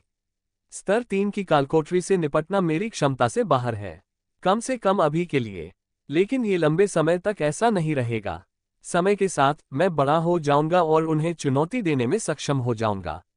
वेल ने कालकोठरी में जाने के लिए किसी पार्टी में शामिल होने के विचार पर भी विचार नहीं किया, क्योंकि वह अपने रहस्यों को उजागर करने की हिम्मत नहीं कर सकता था। जैसी आपकी इच्छा गुरु, ग्रूल ने वेल के निर्णय के प्रति सम्मान दिखाते हुए सिर झुकाया। आपकी सुरक्षा हमेशा प्राथमिकता होनी चाहिए। पर्याप्त रूप से तैयार रहें और अपनी वर्तमान क्षमता से परे खतरों में न भागें। यही योजना है, वेल ने दृढ़ता से अपना सिर हिलाते हुए कहा। एक दिन चला गया था। पिछली रात कोई विशेष घटना नहीं घटी। सब कुछ शांत और शांतिपूर्ण था, जिससे वह और भी अधिक अशांत महसूस कर रहा था। ये जितना शांतिपूर्ण लग रहा था, उतना ही उसे लग रहा था कि मुसीबत आने वाली है। उनकी छठी इंद्रिय, हालांकि बहुत कम सक्रिय थी, ने उनकी सहज बुद्धि को और पुष्ट किया तथा उन्हें अपने कार्यों का ध्यान रखने की प्रेरणा दी। अभी सुबह का समय था और वह अभी जागा था, फिर भी वह तुरंत काम पर लग गया। वह अपने कमरे में बिस्तर पर लेट गया, शून्य ओब के पॉकेट आयाम से मूल शुद्धिकरण पुस्तक निकाली और उसे पढ़ने लगा। उन्होंने पाया कि कालकोठरी के राक्षसों के कोर को पवित्र जल में कई घंटों तक भिगोकर शुद्ध किया जा सकता है। पवित्र जल को पवित्र शक्ति के साथ शुद्ध जल में मिलाकर बनाया जा सकता है। शुद्ध जल क्या था? यह ऐसा जल था जिसे केवल जादूगर ही बना सकते थे। पानी को किसी भी अशुद्धता से मुक्त करने के लिए जादू सबसे जरूरी घटक था, और गर्म करना दूसरा सबसे जरूरी घटक था। वेल रसोई में गया और एक बर्तन में नल का पानी भरकर उसे आग पर स्टोव पर रख दिया। पानी को कई मिनट तक उबालने के बाद इसकी बहुत सी अशुद्धियां दूर हो गईं। उसने अपनी दिव्य दृष्टि सक्रिय की और बर्तन के अंदर उबलते पानी पर अपनी दृष्टि केंद्रित की। उसने उसमें छोटे छोटे काले कण तैरते हुए देखे। वे भ्रष्टाचार के कण थे। इतनी कम मात्रा में इनका सेवन करने से कोई नुकसान नहीं होगा और शरीर की प्रतिरक्षा प्रणाली स्वतः ही इनसे छुटकारा पा लेगी, लेकिन यदि किसी व्यक्ति की प्रतिरक्षा प्रणाली कमजोर है तो वह कई वर्षों तक इस स्तर का शुद्ध पानी पीने के बाद राक्षसों में परिवर्तित होना शुरू कर देगा। यह उबला हुआ पानी, जो कि अधिकांशतः अशुद्धियों से मुक्त होता है, लेकिन फिर भी इसमें दूषित पदार्थों के छोटे छोटे कण होते हैं, लेवल 1 शुद्ध पानी माना जाता है। पवित्र जल बनाने के लिए कम से कम लेवल 3 शुद्ध पानी की आवश्यकता होती है। शुद्ध किए गए पानी का स्तर जितना अधिक होगा, पुजारी या पुजारिन द्वारा बनाया जाने वाला पवित्र जल का स्तर उतना ही अधिक होगा। पवित्र जल की प्रभावशीलता उसके स्तर पर निर्भर करती है। उदाहरण के लिए, स्तर 1 पवित्र जल कालकोटरी राक्षस कोर में मौजूद भ्रष्टाचार की शक्ति का केवल 10% ही समाप्त कर सकता है, लेकिन स्तर 10 पवित्र जल इसे पूरी तरह से समाप्त कर सकता है। जादूगर के पास पानी को चुनिंदा रूप से अशुद्धियों से मुक्त करने की शक्ति नहीं थी, इसलिए उसे पूरी तरह से शुद्ध करने के लिए खुद को बहुत ज्यादा परिश्रम करना पड़ता था, लेकिन वेल देख सकता था कि पानी में भ्रष्टाचार के कण कहाँ हैं, जिसका मतलब है कि उसे अपनी आत्मा शक्ति से पूरे पानी के बर्तन को निशाना बनाने की जरूरत नहीं थी। उसे बस अपनी आत्मा शक्ति को उन क्षेत्रों में डालना था जहां भ्रष्टाचार के कण स्थित थे। उनकी हथेली से रंगीन आत्मशक्ति की धाराएं निकली और विभिन्न स्थानों से बर्तन में भरे उबलते पानी में प्रवेश कर गईं, जिससे बर्तन के अंदर मौजूद भ्रष्टाचार की शक्ति का कुशलतापूर्वक उन्मूलन हो गया। डिंग, बधाई हो होस्ट, लेवल 1 शुद्ध पानी लेवल 10 शुद्ध पानी में बदल गया है। वेल के दिमाग में एक सिस्टम नोटिफिकेशन गूंज उठा। वेल परिणाम से प्रसन्न होकर मुस्कुराया। खैर, एक समस्या हल हो गई। अब मुझे बस एक ऐसे रक्त संबंधी उपयोगकर्ता की मदद चाहिए जो पवित्र जादू का उपयोग कर सके, और मेरे पास पवित्र जल होगा, और मुझे पता है कि उन्हें कहाँ खोजना है। बिना समय बर्बाद किए वेल रसोईघर से बाहर निकला और एलियाना के दरवाजे के ठीक सामने रुक गया, जो रसोईघर के समान मंजिल पर था। उसने उसका दरवाजा खटखटाया, लेकिन कोई जवाब नहीं मिला। अजीब है, उसने सोचा। उसकी नौकरी का समय हो चुका है, लेकिन वह अभी तक नहीं उठी है। एलियाना, क्या तुम जाग रही हो? उसने पुकारा, लेकिन फिर भी कोई जवाब नहीं आया। चूंकि उसकी दिव्य आंख सक्रिय थी, इसलिए एलियाना के कमरे के दरवाजे पर अपनी दृष्टि केंद्रित करना ही उसके लिए अंदर क्या है, ये देखने के लिए पर्याप्त था। एलियाना बिस्तर पर थी। वह स्पष्ट रूप से बीमार थी। उसका चेहरा लाल था और माथे पर पसीने की चमक थी। उसने दरवाजे के हैंडल को धीरे से घुमाया और दरवाजा खुल गया। ऐसा लग रहा था कि वह दरवाजा बंद करना भूल गई थी, हालांकि उसने उसे सलाह दी थी कि सोने से पहले हमेशा अपना दरवाजा बंद कर लेना चाहिए, ताकि वह खुद भी सुरक्षित रहे। वेल उसके कमरे में घुसा और उसके पास गया।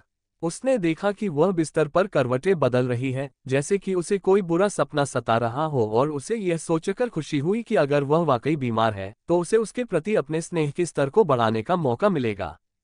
वेल ने अपने हाथ की पीठ उसके माथे पर रखी, जिससे उसका संदेह तुरंत पुष्ट हो गया। वह बुखार से तप रही थी। मुझे उसकी मदद करनी होगी। एक मकान मालिक अपनी संपत्ति के रखरखाव के लिए नियमित रूप से भुगतान करता है।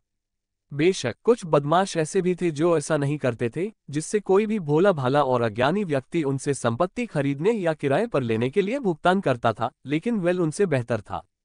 एलियाना उसकी संपत्ति थी, इसलिए स्वाभाविक रूप से वह उसे अपनी समस्याओं से अकेले निपटने के लिए नहीं छोड़ेगा।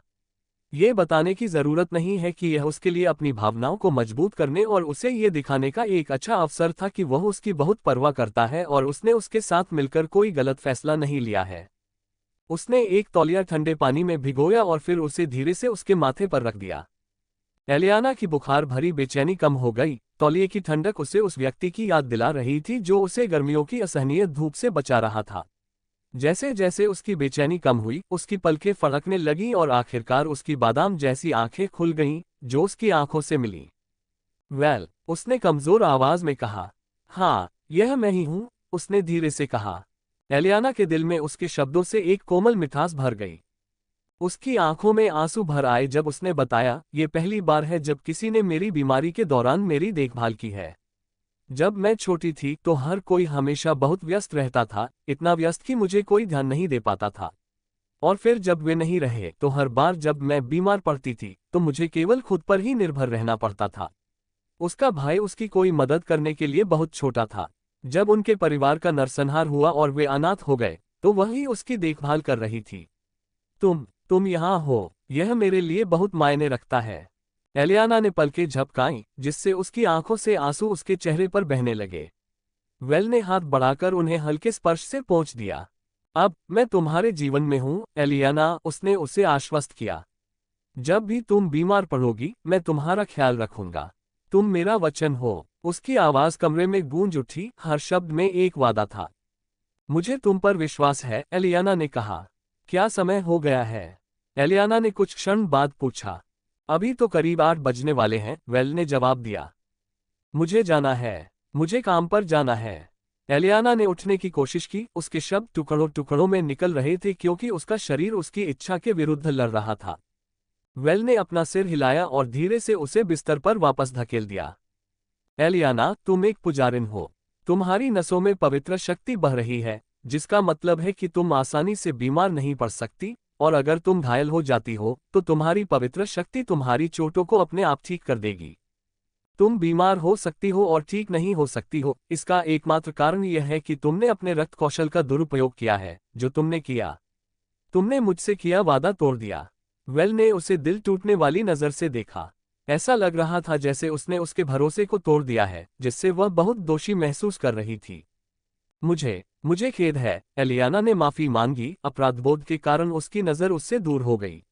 मेरा ऐसा करने का कोई इरादा नहीं था। मैं बस घायलों की मदद करने से खुद को रोक नहीं पाई। जब मैंने उनकी दर्दनाक चीखें सुनी, वह गर्मी के उस दुर्लभ निशान की तरह है जिसे सर्दियों में शायद ही कभी महसूस किया जा सकता है। मैं उस पर एकाधिकार करना चाहता हूँ, वेल ने सोचा। एलियाना भोली भाली मासूम थी और एक हीरो की तरह अच्छा करने के लिए अपनी जान जोखिम में डालने को तैयार थी।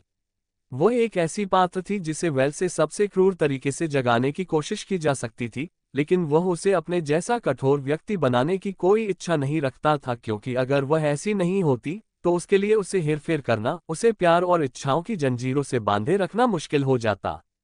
वेल ने उसे धीरे से थपथपाया। मैं इस बार इसे जाने दूंगी क्योंकि तुम बीमार हो, लेकिन तुम्हें अपना बेहतर ख्याल रखना होगा, अन्यथा मैं तुम्हें खूब खरी खोटी सुनाऊंगी। मैं ऐसा नहीं होने दूंगी, ऐसा दोबारा नहीं होने दूंगी। लेकिन एलियाना की आवाज धीमी पड़ गई, उसके चेहरे पर अपराध बोध साफ झलक रहा था। क्या है? क्या कुछ और है? वेल ने पूछा। एलियाना ने नीचे देखा, उसकी नजरें उसकी नजरों से हट गईं। मुझे बस ये चिंता है कि मैं अपनी नौकरी खो दूंगी अगर मैं आज काम पर नहीं गई। इस बारे में चिंता मत करो। मैं भगवान के हाथ क्लिनिक में जाकर वैलेंटाइन को बता दूंगा कि तुम अस्वस्थ हो और आज नहीं आ सकती, वेल ने उसे आश्वस्त किया। मुझे यकीन है कि वह समझ जाएगी। एलियाना की आंखें चमक उठी जब उसने उसकी ओर देखा। तुम मेरे लिए ऐसा करोगे? वेल ने उसकी ओर एक कोमल मुस्कान के साथ देखा। मेरी औरत के लिए कुछ भी। उसके शब्दों पर एलियाना बहुत शर्मा गई, उसका दिल उसकी छाती में धड़क रहा था। उसे उसकी औरत कहलाने में कोई आपत्ति नहीं थी। अपने दिल में उसने पहले ही वेल को अपना आदमी मान लिया था और उसके बच्चे पैदा करने के लिए तैयार थी, लेकिन वह इसे व्यक्त करने में बहुत शर्मीली थी। वह उसके पहले कदम उठाने का इंतजार कर रही थी। वेल ने उसे बिस्तर पर लिटाया, उसके ऊपर कंबल डाला और कहा, मैं वैलेंटाइन से ये भी पूछूंगी कि क्या कोई ऐसी दवा है जिससे तुम्हारे लक्षण कम हो जाएं और मैं वापस आते समय उन्हें ठीक कर सकूं। मैं समझती हूँ, एलियाना ने उत्तर दिया। अच्छी लड़की, वेल ने उसके माथे पर एक कोमल चुंबन देते हुए कहा, जिससे वह और भी अधिक शर्मा गई। फिर वह जाने के लिए मुड़ा। अकेली रह गई एलियाना अपने माथे पर उस जगह को छूने से खुद को नहीं रोक पाई जहां उसके होंठ थे। उसका दिल उसकी छाती में धड़क रहा था, उसके गाल अभी भी लाल थे। वह कंबल के नीचे सिमट गई, उसकी आंखें बंद करते समय उसके होठों पर एक हल्की सी मुस्कान खेल रही थी। उसके मन में अपने आदमी के साथ बिताए गए आनंदमय पल की घटनाएं फिर से चल रही थीं, जिससे उसे थोड़ी देर आराम करने में मदद मिल रही थी। सुबह सुबह सूरज की रोशनी ने उत्तरी सीमांत के निचले शहर को एक सौम्य गर्म चमक में रंग दिया। वेल को कुख्यात प्रेतवादित घर से निकलते और गॉड्स हैंड क्लिनिक की ओर जाते देखा जा सकता था। आपका यहाँ क्या काम है? गार्ड ने पूछा, जिसने वेल को क्लिनिक के प्रवेश द्वार पर रोका। मैं इस क्लिनिक में काम करने वाली एक चिकित्सक का प्रेमी हूँ। मैं आपको सूचित करने आया हूँ कि वह आज काम पर नहीं आएगी क्योंकि वह अस्वस्थ है, वेल ने शांति से उत्तर दिया। गार्ड ने भौहें उठाईं, और यह मरहम लगाने वाला कौन हो सकता है? एलियाना, वेल ने उत्तर दिया। उसका नाम सुनते ही गार्ड की आंखें तश्तरियों जितनी चौड़ी हो गईं। ऐसा लगा जैसे उसने अभी अभी कोई असंभव घटना देखी हो। सदमा इतना गहरा था कि कुछ पल के लिए वह स्तब्ध रह गया। वैलेंटाइन ने क्लिनिक के अंदर से उनकी बातचीत को चुपके से सुन लिया था। उसे ऐसा लग रहा था जैसे उसने अभी अभी कोई भूत प्रेत को थिरकते हुए देखा हो। उसका मुंह खुला हुआ था। तुम्हारा मतलब है पुजारिन बीमार है? गार्ड ने अविश्वास में कहा। हाँ, उसने बहुत अधिक काम किया और अब वह बीमार हो गई है, वेल ने पुष्टि की। क्लिनिक के अंदर से एक स्त्री की आवाज आई, यह एक गंभीर मामला है। वेल ने आवाज की दिशा में मुड़कर देखा, उसकी भौहें सिकुड़ी हुई थीं। कितना गंभीर? एक महिला, संभवतः वैलेंटाइन, क्लिनिक से बाहर निकली और गार्ड को इशारा किया। मेहमान को अंदर आने दो, उसने आदेश दिया। गार्ड ने सिर हिलाया और वेल को क्लिनिक में जाने में मदद की। वेल की ओर देखते हुए वैलेंटाइन ने कहा, मैं सबसे पहले माफी मांगना चाहूंगा। अगर मैंने एलियाना को मरीजों का इलाज जारी रखने की अनुमति नहीं दी होती, जब मैंने देखा कि उसमें थकावट के स्पष्ट लक्षण दिख रहे थे, तो बात यहां तक नहीं पहुंचती। मैं वह व्यक्ति नहीं हूं जिससे तुम्हें माफी मांगनी चाहिए। अगर तुम सच में ऐसा चाहते हो तो एलियाना से मिलते ही उससे माफी मांग लेना, वेल ने जवाब दिया। अब मेरे सवाल का जवाब दो। प्रकाश की पुजारियों को प्रकाश के देवता का आशीर्वाद प्राप्त होता है। उनका रक्त, जो पवित्र शक्ति से भरा होता है, उन्हें बीमारियों से बचाता है। उनके बीमार पड़ने की संभावना बहुत कम होती है, लेकिन अगर वे बीमार पड़ भी जाती हैं तो उनके साथ बहुत सावधानी से पेश आना चाहिए, जैसे कि वे नाजुक कांच हो, वैलेंटाइन ने समझाया। वेल का धैर्य जवाब दे रहा था, सीधे मुद्दे पर आओ। बस मुझे बताओ कि उसे बेहतर बनाने में मेरी क्या मदद करनी होगी। एलियाना के इलाज के दो तरीके हैं। पहला है ल्यूमिनस एलिक्सिर नामक दवा खरीदना, जिसकी कीमत 10,000 योगदान अंक है। इससे वह तुरंत ठीक हो जाएगी। दूसरा विकल्प है उसकी लगन से देखभाल करना, वैलेंटाइन ने कहा। क्या आप अधिक विशिष्ट बता सकते हैं? वेल ने पूछा। वैलेंटाइन ने बताया, पुजारी का शरीर बहुत कमजोर हो जाता है और बुखार आने पर सर्दी जैसी बीमारियों के प्रति संवेदनशील हो जाता है। इसलिए उसके शरीर को ज्यादा देर तक पसीने से तर न रहने दें। उसे हर 6 घंटे में साफ करें, अन्यथा उसकी नाक बहने लगेगी और उसे छींक भी आ सकती है। इससे उसका पहले से कमजोर शरीर और भी खराब हो जाएगा। उसे तीसरे स्तर से ऊपर केवल शुद्ध पानी ही पिलाएं। उसके माथे पर गीला तौलिया रखें और हर 10 से 15 मिनट में उसे बदल दें। इससे उसका बुखार और ज्यादा नहीं बढ़ेगा और उसे ठीक होने में भी मदद मिलेगी। और थोड़ी देर के लिए उसके पैरों को रगड़ें। मालिश कुछ दबाव बिंदुओं को उत्तेजित कर सकती है, जो उसके लक्षणों को कम करने में मदद करेगी। इसके अलावा अगर आप उसे प्यार का एहसास कराते हैं तो वह जल्दी ठीक हो जाएगी। पुजारिनें सामान्य लोगों की तुलना में अधिक जटिल होती हैं। अगर वे नकारात्मकता से घिरी रहती हैं तो वे बीमार पड़ जाती हैं, और अगर उन्हें प्यार किया जाता है तो इसके विपरीत होता है। उसके ठीक होने के लिए सकारात्मक भावनाओं का महसूस करना बहुत जरूरी है। सबसे महत्वपूर्ण बात, आपको उसे गर्म रखना होगा। मैं उसकी रिकवरी के लिए हर संभव प्रयास करूंगी, वेल ने सिर हिलाया। वैलेंटाइन ने वेल की ओर देखा, उसकी आंखें सहानुभूति से भरी हुई थीं। तुम उससे बहुत प्यार करते हो। वह मेरी सबसे कीमती संपत्ति है, वेल ने कबूल किया। मैं उसके लिए दुनिया छोड़ सकता हूँ। उसके शब्दों में कुछ अजीब था, लेकिन वैलेंटाइन ने इसे एलियाना के प्रति गहरे प्यार के रूप में लिया।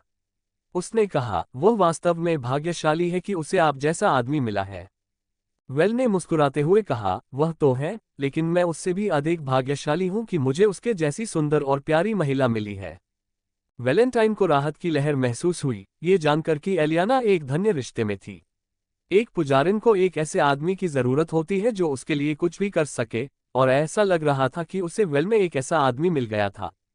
वास्तव में मुझे आपसे कुछ और बात करनी है, वेल ने कहा। उसकी मुस्कुराहट में एक चालाक व्यापारी की धूर्तता झलक रही थी। ओह, वह क्या होगा? वैलेंटाइन ने उत्सुकता से पूछा। वेल ने कहा, मेरे पास भ्रम पैदा करने वाला 300 लीटर शहद है। खुले बाजार में इसे बेचना कोई विकल्प नहीं था, क्योंकि उसके पास ड्रग विक्रेता परमिट नहीं था, जो केवल 1000 योगदान बिंदुओं के लिए प्राप्त किया जा सकता था। इसके अलावा परमिट के साथ उसकी बिक्री पर नजर रखी जा सकती थी, और उसे उत्तरी सीमा के अधिकारियों को अपने राजस्व का 40% भारी भुगतान करना पड़ता। इस नुकसान को कम करने के सिर्फ 2 ही तरीके थे। पहला तरीका था उत्तरी सीमांत के काले बाजार में इसे बेचना। दूसरा तरीका था एक ऐसा खरीदार ढूंढना जो बाजार मूल्य पर दवा खरीदने को तैयार हो और लेन देन को गुप्त रखे। वैलेंटाइन ऐसी ही एक महिला थी। एक क्लिनिक की मालकिन के तौर पर वह उत्तरी सीमांत के नागरिकों को कानूनी तौर पर दवाएं बेच सकती थी, और चूंकि दवाएं बेचना उसके व्यवसाय के लिए फायदेमंद साबित हो सकता था, इसलिए वह उसके साथ व्यापार करने में बिल्कुल भी संकोच नहीं करेगी। वेल ने पहले विकल्प पर विचार करने की हिम्मत नहीं की। चूंकि वह अपने पिछले जीवन में अपराधों का जीवन जी चुका था, इसलिए वह ड्रग कार्टेल के साथ ड्रग युद्ध में उलझने के जीवन धमकाने वाले खतरों को अच्छी तरह से जानता था। यह मारो या मारे जाओ की एक क्रूर दुनिया थी जो तब तक खत्म नहीं होती जब तक कि एक पक्ष पूरी तरह से नष्ट न हो जाए। इसलिए उन्होंने दूसरा विकल्प चुना। आप में मेरी रुचि है, वैलेंटाइन ने कहा। मैं एक सौदा प्रस्तावित करता हूं, वेल ने शुरू किया। मैं आपको ये भ्रम पैदा करने वाला शहद बाजार मूल्य पर दे सकता हूं, लेकिन आपको ये कभी नहीं बताना चाहिए कि यह मैंने ही आपको बेचा था। वैलेंटाइन ने जवाब देने से पहले एक क्षण रुककर कहा, क्या मैं उत्पाद का परीक्षण कर सकता हूं? बेशक, वेल ने जवाब दिया और उसे शहद का एक छोटा सा टुकड़ा दिया। वैलेंटाइन ने इसे चखा और तुरंत इसका प्रभाव महसूस किया। ये काफी प्रभावी है और इसका स्वाद भी बहुत अच्छा है, उन्होंने कहा। यह मेरे क्लिनिक के लिए लाभकारी हो सकता है। वह इसका इस्तेमाल गंभीर दर्द से पीड़ित मरीजों को स्थिर करने के लिए कर सकती थी और अपने चिकित्सकों के लिए अपना काम आसान बना सकती थी। साथ ही वह इसे उन लोगों को बेच सकती थी जिनका दर्द पारंपरिक तरीकों से ठीक नहीं हो सकता, यानी पीटीएसडी से पीड़ित लोग। उन्होंने आगे कहा, तो मैं इसे 50 अंशदान अंक प्रति लीटर के बाजार मूल्य पर खरीदने में रुचि रखती हूँ। आपके पास कितना है? मेरे पास 300 लीटर है, वेल ने जवाब दिया। मैं सब कुछ ले लूंगा, वैलेंटाइन ने कहा, लेकिन मात्रा को देखते हुए मैं 1000 अंशदान अंकों की छूट मांगना चाहूंगा। मैं छूट नहीं देता, वेल ने स्पष्ट उत्तर दिया। वैलेंटाइन ने अपनी सुंदर नीलम जैसी आंखें चमकाते हुए एक चंचल मुस्कान के साथ कहा, मुझ जैसी सुंदर स्त्री के लिए भी नहीं। वेल उसके आकर्षण से अप्रभावित रहा। आखिरकार किसी भी सुंदरता का अपरिहार्य भाग्य मृत्यु के बाद क्षय होना ही था। तुम्हारी जैसी सुंदर महिला के लिए भी नहीं, उसने अपने निर्णय पर दृढ़ होकर दोहराया। खैर, ये कितनी बड़ी निराशा है, वैलेंटाइन ने आह भरी, लेकिन फिर भी वह 15,000 योगदान अंकों के लिए वेल के सभी शेयर खरीदने के लिए सहमत हो गई। इस पर वेल ने केवल अपना आश्चर्य व्यक्त किया। मुझे उम्मीद नहीं थी कि तुम इतने अमीर हो कि इतनी बड़ी खरीदारी करते समय तुम पलक भी नहीं झपकाओगे। शायद तुम एक टाइकून हो जो अपनी असली पहचान छुपाने के लिए क्लिनिक चलाता है और एक साधारण जीवन जीता है, उसने मजाक में कहा। अंदर से वैलेंटाइन का दिल हिल गया। वेल के शब्द सच के बहुत करीब थे, लेकिन उसने अपना धैर्य बनाए रखा, अपनी हैरानी जाहिर नहीं होने दी। आखिरकार वह केवल मजाक कर रहा था और उसे उसकी असली पहचान के बारे में कोई जानकारी नहीं थी। इस पर हंसते हुए उसने जवाब दिया, खैर, मैं एक मोनोमोंटेक्री हूं और मुझे अपने माता पिता से काफी संपत्ति विरासत में मिली है। ये बताने की जरूरत नहीं है कि यह व्यवसाय काफी लाभदायक है और मैं इसे सालों से चला रही हूं, इसलिए स्वाभाविक रूप से मैं इतनी अमीर हूं कि मुझे 15,000 योगदान अंक खर्च करने में कोई परेशानी नहीं होगी। ये रहस्योद्घाटन वेल को समझ में आ गया। मोनोमोंटेक्री राज्य के बाहरी क्षेत्र में सबसे शक्तिशाली परिवार नहीं थे, लेकिन वे सबसे पुराने और सबसे अमीर परिवारों में से एक थे जिनका इतिहास समृद्ध था। इसलिए यह आश्चर्य की बात नहीं थी कि उनके पुराने सदस्यों में से एक इतना अमीर होगा। अमीर लोगों के दृष्टिकोण वास्तव में बहुत ही गलत होते हैं, वेल ने थोड़ा प्रसन्न होकर कहा। वैलेंटाइन ने बस हंसकर टाल दिया, उसे उसकी बातों से कोई ठेस नहीं पहुंची। वैसे क्या आप अल्फ्रेड नाम के किसी आदमी को जानते हैं? वेल ने जिज्ञासा से पूछा। अल्फ्रेड मेरा प्रिय भतीजा है। तुम क्यों पूछ रहे हो? उसने जवाब दिया। मैं अल्फ्रेड का मित्र हूं, वेल ने स्वीकार किया। खैर, मेरे भतीजे के दोस्त का यहाँ हमेशा स्वागत है। अगर आपको कभी मदद की जरूरत हो तो बेझिझक मेरे पास आइए, वैलेंटाइन ने विनम्रतापूर्वक कहा। मैं आपके प्रस्ताव पर विचार करूंगा, वेल ने उत्तर दिया और विदा ली। हालांकि घर लौटने पर वेल को एक दुखद दृश्य देखने को मिला। एलियाना प्रवेश द्वार पर ही गिर पड़ी थी और जोर जोर से खांस रही थी। बिना एक पल भी गंवाए वेल दौड़कर उसके पास गया, घुटनों के बल बैठ गया और उसकी पीठ को धीरे से थपथपाया ताकि उसकी खांसी कम हो सके। खांसी से जूझ रही एलियाना ने किसी तरह अपना सिर उठाया, उसकी आंखें वेल के चिंतित चेहरे पर पड़ीं और उसकी आंखें चौड़ी हो गईं। वेल की देखभाल से अभिभूत होकर उसका दिल धड़क उठा। तुम यहाँ क्या कर रही हो? वेल ने चिंता से भरी आवाज में उससे पूछा। मुझे प्यास लग रही थी, इसलिए मैं पानी लेने के लिए रसोई में जा रही थी, लेकिन अचानक मुझे इतना चक्कर आने लगा कि मैं गिर पड़ी। एलियाना खांसते हुए किसी तरह कहने में कामयाब रही। वेल ने उसे अपनी बाहों में भर लिया, एक हाथ उसके घुटनों के नीचे था, दूसरा उसके सिर को सहारा दे रहा था। अचानक हुई इस हरकत ने उसे चौंका दिया, लेकिन वह जल्दी ही उसकी बाहों में समा गई और उनकी गर्मजोशी और सुरक्षा का आनंद लेने लगी। वेल ने बड़ी सावधानी से उसे अपने बिस्तर पर ले जाकर कंबल के नीचे लिटा दिया। वह उसे एक नाजुक कांच की तरह संभाल रहा था, लेकिन एलियाना ने उसकी देखभाल के हर पल को संजोकर रखा। जब तक तुम ठीक नहीं हो जाती, तुम्हें बिस्तर पर ही रहना चाहिए। मैं तुम्हारे लिए यहाँ हूँ। अगर तुम्हें किसी चीज की जरूरत हो तो बस मुझे पुकार लेना, उसने उसे धीरे से निर्देश दिया। मैं समझती हूँ, वेल। नाराज मत हो, एलियाना ने उत्तर दिया और अपना हाथ उसके अलौकिक चेहरे को सहलाने के लिए बढ़ाया। ठीक है, मैं तुमसे नाराज नहीं होऊंगा। अपने बड़े हाथों से उसका मुलायम हाथ पकड़ते हुए वेल ने उसकी हथेली को चूम लिया। तभी उसने देखा कि उसके होंठ कितने सूखे हुए थे। मैं तुम्हारे लिए थोड़ा पानी लाता हूं, उसने कहा और कुछ देर के लिए कमरे से बाहर चला गया। रसोई में वेल को याद आया कि वैलेंटाइन ने उससे क्या कहा था, एलियाना केवल अत्यधिक शुद्ध पानी ही पी सकती है। इसलिए उसने बर्तन से लेवल 10 शुद्ध पानी से एक गिलास भर लिया। पानी इतना शुद्ध था कि उसमें कोई अशुद्धियां नहीं थीं। गिलास हाथ में लेकर वह अपने कमरे में वापस आया और एलियाना को पानी पीने में मदद करने लगा। एलियाना के चेहरे पर स्पष्ट रूप से आराम दिखाई दे रहा था जब उसने वेल द्वारा पिलाए गए ठंडे तरल को ग्रहण किया। उसने उत्सुकता से वेल की ओर देखा और कहा, यह पानी, इसका स्वाद आज तक मैंने जो भी पिया है उससे अलग है। ऐसा कैसे? वेल ने उत्सुकता से पूछा। ये बेहतर है, उसने बस इतना कहा, उसके होठों पर एक मुस्कान खेल रही थी। वेल ने बताया, ऐसा इसलिए हो सकता है क्योंकि यह स्तर 10 का शुद्ध पानी है। उसकी बातें सुनकर उसे आश्चर्य हुआ। उसकी आंखें चौड़ी हो गईं। लेकिन ये बहुत कीमती संसाधन है। आप इसे मुझ पर कैसे बर्बाद कर सकते हैं? वेल ने अपनी नजरें टिकाए रखीं। अगर मैं इसका इस्तेमाल तुम्हारी सेहत सुधारने में करूं तो ये बेकार नहीं जाएगा।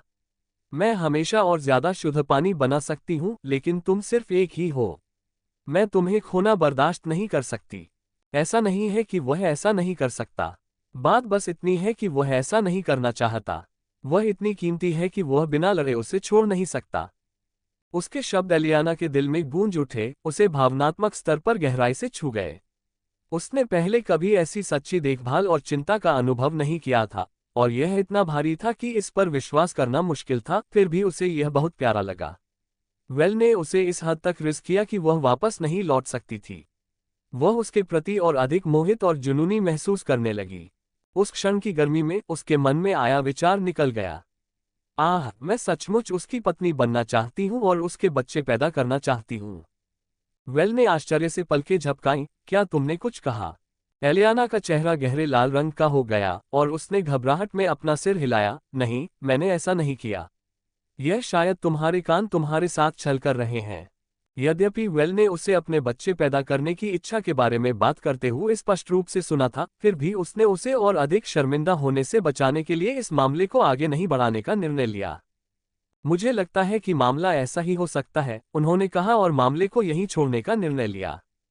जहां से उन्होंने बात छोड़ी थी, वहीं से शुरू करते हुए वेल ने एलियाना को उसकी बीमारी की प्रकृति और उसके ठीक होने का रास्ता स्पष्ट करने का निर्णय लिया, तथा वैलेंटाइन ने जो कुछ भी बताया था वह सब उसने एलियाना के साथ साझा किया। उसने समझदारी से सिर हिलाया। मैं समझती हूँ, वेल, और मैं सहयोग करूंगी। वह उसकी ओर गर्मजोशी से मुस्कुराया, उसके दृढ़ निश्चय को सुनकर राहत महसूस की। अच्छा, उसने कहा। बिना किसी देरी के उसने धीरे से उसके कपड़े उतारने शुरू कर दिए, ध्यान से उसके कपड़े उतारे और उसके शरीर को अपनी स्याह काली आंखों के सामने उजागर किया, जिनमें अथाह गहराई थी। जैसे ही उसका नंगा शरीर उसके प्रेमी की नजर में आया, एलियाना का चेहरा चुकंदर की तरह लाल हो गया। यह इतना गहरा लाल था कि वेल को लगा कि अगर उसकी त्वचा को दबाया गया तो खून निकल आएगा। आराम करो, वेल ने निर्देश दिया। उसकी आवाज शांत थी क्योंकि वह एक नर्म, साफ कपड़े से उसके पसीने से तर शरीर को साफ करने लगा। एलियाना का शरीर उतना ही सुंदर था जितना उसने कल्पना की थी। उसे दो मजबूत, बर्फीले टीले मिले थे जो गर्व से उसकी छाती पर खड़े थे। उनकी चोटियां चेरी की तरह लाल थीं, जो उसे उन्हें अपने मुंह में लेने के विचार में लुभा रही थीं। उसकी कमर पतली थी, जो एक सपाट पेट तक जाती थी जो रेशम की तरह मुलायम था और एक प्यारी नाभि से सजी थी।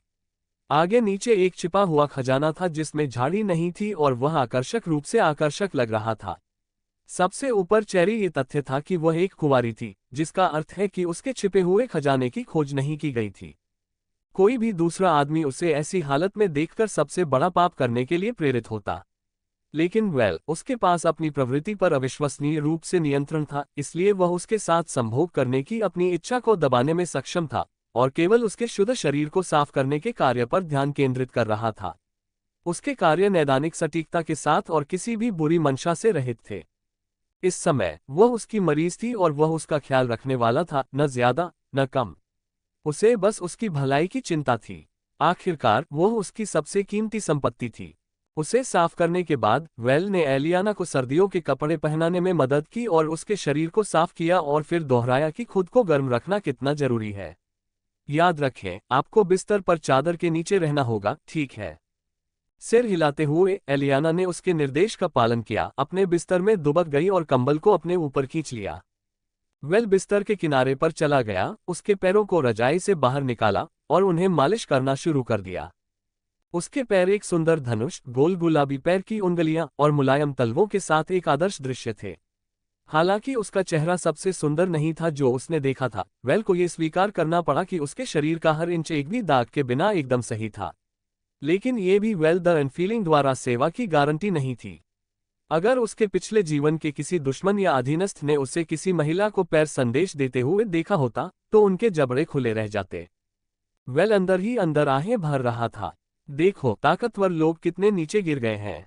भाग्य की देवी की कृपा पाने के लिए उसके पास मूर्ख और बीमार मूर्ख की देखभाल करने और उसकी देखभाल करने के अलावा कोई विकल्प नहीं था, जब तक कि वह ठीक न हो जाए। ये सब योजना के अनुसार हुआ। उसने धीरे से उसके तलवों की मालिश शुरू की। जैसे ही उसके अंगूठे उसके पैरों के मुलायम पैड्स पर दबे, उसके होठों से एक हल्की सी कराह निकल गई। माफ करना, मेरे पैर बहुत संवेदनशील हैं। एलियाना का चेहरा लाल हो गया जब उसे एहसास हुआ कि वेल से पैर की मालिश करवाने पर उसकी प्रतिक्रिया कितनी खराब थी, और वेल से माफी मांगने के बाद उसने जल्दी से अपने हाथों से अपने मुंह को बंद कर लिया ताकि आगे कोई आवाज न निकले। वेल ने हालांकि उसे आश्वस्त करने वाली मुस्कान दी, एलियाना अगर ये तुम्हें अच्छा लगता है तो इसे दिखाने में कोई बुराई नहीं है। फिर उसने उससे चिढ़ाते हुए आंख मारी, इसके अलावा मुझे तुम्हारी कराह सुनने में कोई आपत्ति नहीं है। वास्तव में यह मेरे लिए एक इनाम की तरह है। उसके शब्दों को सुनकर एलियाना एक क्षण के लिए हिचकिचाई, फिर धीरे से अपने हाथों को अपने मुंह से हटा लिया और निर्णय लिया कि वह अब अपनी आवाज को और नहीं दबाएगी। जैसे जैसे वेल उसके पैरों की मालिश करता रहा, उसने खुद को आराम दिया और उसकी कराहें और भी ज्यादा तेज हो गईं, कमरे में गूंजने लगी क्योंकि वह उसके विशेषज्ञ स्पर्श से मिल रही सुखद अनुभूति का आनंद ले रही थी। उसके पैरों पर उसकी उंगलियों के हर दबाव से उसे आराम और सहजता महसूस हुई। उसने जो देखभाल और विचार दिखाया, उससे उसका दिल धड़क उठा और उसके लिए उसकी भावनाएं और भी गहरी हो गईं। उसके पैरों की मालिश इतनी आरामदायक थी कि उसकी आंखें बंद हो गईं। वह सो गई थी, लेकिन वेल ने एलियाना की देखभाल जारी रखी। वह उसे ठंडक पहुंचाने के लिए हर कुछ मिनट में उसके माथे पर लगा तौलिया बदल देते थे। जब भी वह प्यास से व्याकुल होकर उठती थी तो उसके लिए ताज़ा पानी ले आते थे और यह सुनिश्चित करते थे कि वह आरामदायक स्थिति में हो। बुखार लगातार बना रहा, लेकिन उसकी देखभाल से यह धीरे धीरे कम होने लगा। घंटों बीत गए, एलियाना होश में आती जाती रही और हर बार जब उसने अपनी आंखें खोली, वेल उसके पास था। जैसे जैसे भोर होने लगी, एलियाना का बुखार आखिरकार उतर गया। वह सुबह उठी और पाया कि वह कल की तुलना में काफी बेहतर महसूस कर रही थी जब वह बीमार थी। वेल उसके बिस्तर के पास एक कुर्सी पर बैठा था, उसकी आंखें बंद थीं, ऐसा लग रहा था कि वह उसकी देखभाल करते हुए सो गया था। उसके चेहरे पर एक शांति थी जिसने उसके दिल की धड़कन बढ़ा दी। उसके होठों के कोने पर एक कोमल मुस्कान खींच गई। यहाँ तक कि सपने में भी वह सोच रहा था कि उसकी देखभाल करने के लिए उसे क्या क्या इनाम मिलने वाले हैं। शायद वह उसके लिए प्रार्थना करेगी जिससे उसकी किस्मत चमक उठेगी। एलियाना उसके विचारों से पूरी तरह अनजान थी। जब वह उसे देखती थी तो उसे अपनी छाती में गर्मी महसूस होती थी। वह उसे जगाना नहीं चाहती थी, वह पूरी रात जागकर उसकी देखभाल करने के बाद थक गया होगा। इसके बजाय उसने उसे देखने के लिए एक पल लिया, उसका दिल कृतज्ञता से भर गया। अपने जीवन में पहली बार वह अकेली नहीं थी और इस एहसास ने उसे इतना सुकून दिया जितना वह बयां नहीं कर सकती थी। इस बीच वेल एलियाना की सांस लेने की प्रक्रिया में आए बदलाव से जाग गया। उसने अपनी आंखें खोलीं और कुछ पलों के बाद एलियाना मुस्कुराने लगी। वेल ने ऐसा अभिनय किया जैसे उसकी मुस्कान संक्रामक हो और वह भी मुस्कुराया। वेल ने धीरे से पूछा, क्या आप ठीक महसूस कर रहे हैं? एलियाना ने पहले से अधिक स्थिर स्वर में कहा, हाँ, बुखार चला गया है। आपकी देखभाल और ध्यान के लिए मैं आपको पर्याप्त धन्यवाद नहीं दे सकती, वेल। मुझे खुशी है कि तुम बेहतर हो रहे हो, वेल ने जवाब दिया। उसके चेहरे पर एक सच्ची मुस्कान थी। थोड़ी देर आराम करो, मैं तुम्हारी ताकत बढ़ाने के लिए कुछ दलिया बनाऊंगा। उसने सिर हिलाया, मैं वही करूंगी जो तुम कहोगे, वेल। तुम हमेशा सही होते हो। ऐसा कहते हुए वेल कमरे से बाहर निकल गया और अपने पीछे का दरवाजा धीरे से बंद कर दिया। उसके चेहरे पर एक सोच भरी नजर उभरी। ये कभी भी जल्द ही आ जाना चाहिए। और ऐसा हुआ भी। उसने घर से बाहर कदम भी नहीं रखा था कि वही घटित हो गया जिसकी उसे उम्मीद थी। उसके दिमाग में एक सिस्टम नोटिफिकेशन कौन था। डिंग, एलियाना, रहस्यमय रक्त वाली शीर्ष स्तर एक ब्लडलाइन उपयोगकर्ता ने आपके लिए प्रार्थना की है। परिणामस्वरूप लेडी लक ने आप पर अपनी कृपा बरसाई है। अगले 72 घंटों में आपकी किस्मत काफी बढ़ गई है। आप ऐसी घटनाओं का अनुभव करना शुरू कर देंगे जो संभावना के सामान्य नियमों का पालन नहीं कर सकती हैं। वेल के चेहरे पर एक बड़ी मुस्कान फैल गई। उसका दिल उत्साह से धड़क रहा था क्योंकि वह जानकारी को समझने में कुछ समय लगा रहा था। यह आश्चर्यजनक है। मेरे प्रयास अंततः सफल हुए। एलियाना की देखभाल करना बेकार नहीं था। वह वास्तव में जानती है कि अपना आभार कैसे व्यक्त करना है। यह उसकी उम्मीद से कहीं ज्यादा था। उसकी सावधानीपूर्वक देखभाल और ध्यान ने उसे उससे कहीं ज्यादा महत्वपूर्ण इनाम दिया जिसकी उसने कभी कल्पना भी नहीं की थी। अगले कुछ दिन सचमुच बहुत दिलचस्प होने वाले थे। एलियाना को दलिया देने के बाद वेल ने धीरे से कहा, एलियाना, मुझे तुम्हारी एक मदद चाहिए। उसकी आंखें जिज्ञासा से चमक उठी और उसने पूछा, क्या है, वेल? उन्होंने कहा, मेरे पास शुद्ध जल का एक बर्तन है और इसे पवित्र जल में बदलने के लिए मुझे आपकी मदद चाहिए। बेशक, वेल, मैं तुम्हारी मदद करूंगी, उसने तुरंत सहमति जताई। उसे खुशी थी कि वह आखिरकार उसकी मदद कर सकती है। पवित्र जादू के एक उपयोगकर्ता के रूप में उसके पास पवित्र शक्ति के साथ शुद्ध पानी को भरने की क्षमता थी, जिससे वह पवित्र जल में बदल जाता था। यह उसके लिए एक सरल कार्य था और वह उसकी मदद करने के लिए तैयार थी, खासकर उसके द्वारा उसके लिए किए गए सभी कामों के बाद। वेल ने एलियाना के सामने लेवल 10 शुद्ध पानी से भरा एक बर्तन रखा। उसने बर्तन के ऊपर अपनी हथेली रखी और दूध या सफेद पवित्र प्रकाश की एक धारा बह निकली, जिसने पानी को भिगो दिया और इसे रहस्यमय गुणों वाले पदार्थ में बदल दिया। वेल के दिमाग में एक सिस्टम नोटिफिकेशन गूंज उठा। स्तर 10 पवित्र जल बनाया गया। भ्रष्टाचार की ताकतों के खिलाफ अत्यधिक प्रभावी। लाशों और शैतानों के खिलाफ हथियार के रूप में इस्तेमाल किया जा सकता है। कोर को शुद्ध करने के लिए इस्तेमाल किया जा सकता है। पलक झपकते ही वेल के हाथ में कई कालकोटरी राक्षस कोर हवा से प्रकट हो गए। उसने उन सभी को पवित्र जल से भरे बर्तन में फेंक दिया। जैसे ही पवित्र जल ने उन्हें शुद्ध करना शुरू किया, कोर उबलने लगे। थोड़ी देर बाद वेल के सामने एक और सिस्टम नोटिफिकेशन आ गया। राक्षस कोर को सभी प्रकार के भ्रष्टाचार से पूरी तरह से शुद्ध किया गया है। वे अब मानव उपभोग के लिए सुरक्षित हैं। वेल ने कुछ कोर एलियाना को दिए, जिसने उस पर भरोसा करते हुए कोर खाने में कोई हिचकिचाहट नहीं दिखाई। उसके अंदर तुरंत ऊर्जा का संचार हुआ, जिससे वह और अधिक शक्तिशाली महसूस करने लगी। अब आपको कैसा लग रहा है जब आपने इन कोर के साथ अपनी ताकत बढ़ा ली है? वेल ने पूछा। मुझे ऐसा लग रहा है जैसे मैं दीवार में छेद कर सकती हूँ, उसने आश्चर्यचकित होकर कहा। वेल ने उसके सिर को धीरे से थपथपाया और हंसते हुए कहा, ठीक है, ये तो होना ही था। आखिरकार आपने जो खाया है वह लेवल 2 कालकोटरी राक्षस कोर थे, जो ताकत, सहनशक्ति और चपलता बढ़ाने के लिए जाने जाते हैं।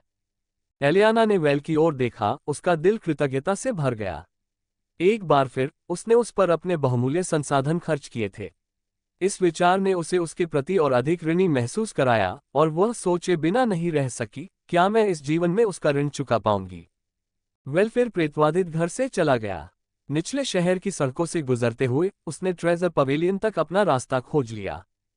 ट्रेजर पवेलियन लोअर सिटी के भीतर एक बाजार था जहां निवासी योगदान बिंदुओं का उपयोग करके विभिन्न वस्तुओं जैसे शापित कलाकृतियां, रक्तरेखा उन्नयन, औषधि व्यंजन, विकास सामग्री आदि का व्यापार कर सकते थे। वस्तुतः यहां सब कुछ पाया जा सकता था। वेल ने देखा कि मंडप में सामान खरीदने या बेचने के इच्छुक लोगों की भीड़ लगी हुई थी। शहर में वाणिज्य के केंद्रीय केंद्र के रूप में ट्रेजर मंडप हमेशा गतिविधि से भरा रहता था। आज भी कुछ अलग नहीं था। निचले शहर में वाणिज्य के केंद्र के रूप में ट्रेजर पवेलियन के महत्व को देखते हुए इसे व्यक्तिगत रूप से थंडरस्पियर जनजाति द्वारा पाले और पले बड़े व्यक्तियों द्वारा संरक्षित किया गया था। सामने के काउंटर के पीछे एक ऐसा ही आदमी खड़ा था। वह एक युवा व्यक्ति था जिसके काले बाल, तीखी काली आंखें और माथे पर बिजली के बोर्ड जैसा एक विशिष्ट निशान था। नमस्ते। काउंटर के पास पहुंचते ही वेल ने उसका अभिवादन किया। हाय, उस आदमी ने जवाब दिया। उसकी आंखें वेल की ओर देखते हुए सिकुड़ गईं। एक लेवल 3 ब्लडलाइन उपयोगकर्ता, अपनी उम्र में प्रभावशाली। लड़का, तुम कौन हो? उसके शब्दों में जिज्ञासा के साथ साथ सम्मान का भाव था। वेल के चेहरे पर उस आदमी की बातों पर आश्चर्य की झलक दिखाई दी। हालांकि उसे यह जानकर आश्चर्य हुआ कि वह आदमी उसकी शक्ति के स्तर का पता लगा सकता है, लेकिन वह बहुत ज्यादा चिंतित नहीं था। वह आदमी दूसरों की शक्ति के स्तर का अनुमान लगा सकता था, लेकिन उसकी सटीकता सीमित लग रही थी। वेल के कई वंश थे और वह एक जादूगर भी था, और वह आदमी यह समझने में विफल रहा था, केवल उसकी शक्ति के स्तर का पता लगा पाया था, जिसका अर्थ था कि उसके रहस्य सुरक्षित थे। मैं वेल वी व्हाइटमोर हूँ, वेल ने औपचारिक परिचय देते हुए कहा। व्हाइटमोर परिवार का प्रत्यक्ष वंशज, बाहरी क्षेत्र के 33वें गढ़ का शासक परिवार और जोशुआ का पुत्र। काउंटर के पीछे खड़ा आदमी रुक गया। उसके चेहरे पर समझदारी का भाव झलक रहा था। उसका नाम सुनते ही उस आदमी ने वेल को पहचान लिया। वह वही लड़का था जिसके बारे में लुसियस ने अपने गुप्त संगठन की आखिरी मीटिंग में बहुत कुछ कहा था। लेकिन लुसियस ने बताया था कि वेल लेवल 2 का था, हालांकि स्पष्ट रूप से वह अब लेवल 3 का था। क्या लुसियस ने कोई गलती की थी, या वेल इतने कम समय में फिर से अपने वंश को उन्नत करने में कामयाब हो गया था? पहला विकल्प असंभव लग रहा था, क्योंकि लुसियस की तीखी पन्ना जैसी आंखों को कोई भी धोखा नहीं दे सकता था।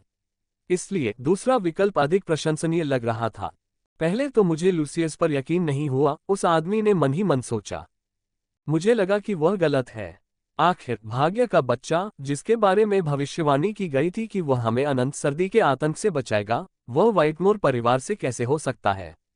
हालांकि वे कम प्रसिद्ध नहीं है, लेकिन प्रभावशाली नहीं है, और आंतरिक क्षेत्र के शीर्ष 25 परिवारों में से कोई भी उन्हें कुचल सकता है। लेकिन अपनी आंखों से ये सब देखने के बाद मुझे विश्वास होने लगा है कि यह लड़का, वेल, वास्तव में भाग्य का बच्चा हो सकता है जिसका हम सभी को इंतजार था। हालांकि वह वेल की क्षमता के बारे में पूरी तरह से निश्चित नहीं था, लेकिन एक बात तो तय थी, वेल ने उसकी दिलचस्पी जगा दी थी। उसने उस पर सतर्क नजर रखने का फैसला किया। कितनी अफसोस की बात है, वह बुदबुदाया। अगर तुम पहले से ही किसी परिवार से जुड़े नहीं होते तो मैं तुम्हें हमारी जनजाति की सेवा करने के लिए आमंत्रित करता। थंडरस्पियर जनजाति राज्य के सबसे मजबूत परिवारों में से एक थी, इसलिए किसी के लिए उनका गुलाम बनना सम्मान की बात थी। अधिकांश व्यक्ति थंडरस्पियर जनजाति की सेवा करने के अवसर के लिए हत्या कर देते थे।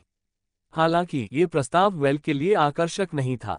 गुलामी, चाहे मालिक की प्रतिष्ठा कितनी भी हो, फिर भी गुलामी ही होती है, और वह कभी भी खुद को इस स्तर तक नहीं गिराता, भले ही वह एक आम व्यक्ति के रूप में पैदा हुआ हो। किसी और की इच्छा से बंधे रहना खुद को छोड़ देने के समान था, और वेल शुरू से ही कभी कमजोर नहीं था। भले ही वह असहनीय कठिनाई से पीड़ित हो, वह कभी भी खुद को नहीं छोड़ता। और यह बात मेरी आखिरी सांस तक सच रहेगी, वेल ने सोचा, और उसकी आंखों में एक तेज चमक चमक उठी। भले ही मेरा जन्म किसी कुलीन परिवार में न भी हुआ हो, वेल ने उस व्यक्ति से कहा। उसकी आवाज स्थिर और दृढ़ थी। मैं किसी का गुलाम बनना नहीं चाहता। एक हल्की, मनोरंजक मुस्कान उस आदमी के चेहरे पर छा गई और उसने समझ में सिर हिलाया। आप ज्यादातर लोगों से अलग हैं। कई लोगों के लिए थंडरस्पियर जनजाति की सेवा करना एक आशीर्वाद के रूप में देखा जाएगा। फिर भी आपका नजरिया अलग है। आपके जैसा व्यक्ति मिलना दुर्लभ है। हर किसी के जीवन के बारे में अलग अलग विचार होते हैं, वेल ने कहा। उसकी आवाज में दर्शन का एक स्पर्श झलक रहा था। अगर आप अपने विचार दूसरों पर थोपते हैं तो आप मौलिकता को दबा रहे हैं, और अगर आप बस भीड़ का अनुसरण करते हैं तो आप कभी भी खुद को अलग नहीं बना पाएंगे या अपने जीवन से कुछ हासिल नहीं कर पाएंगे। मैं ये समझता हूँ, इसलिए मैं बस अपना रास्ता खुद बना रहा हूँ। उस आदमी की नज़र वेल के प्रति नए सम्मान से चमक उठी। वेल की विचारधारा उसकी प्रशंसा के योग्य थी। हालांकि शेखी बघारना आसान था और अपनी बात पर अमल करना कठिन।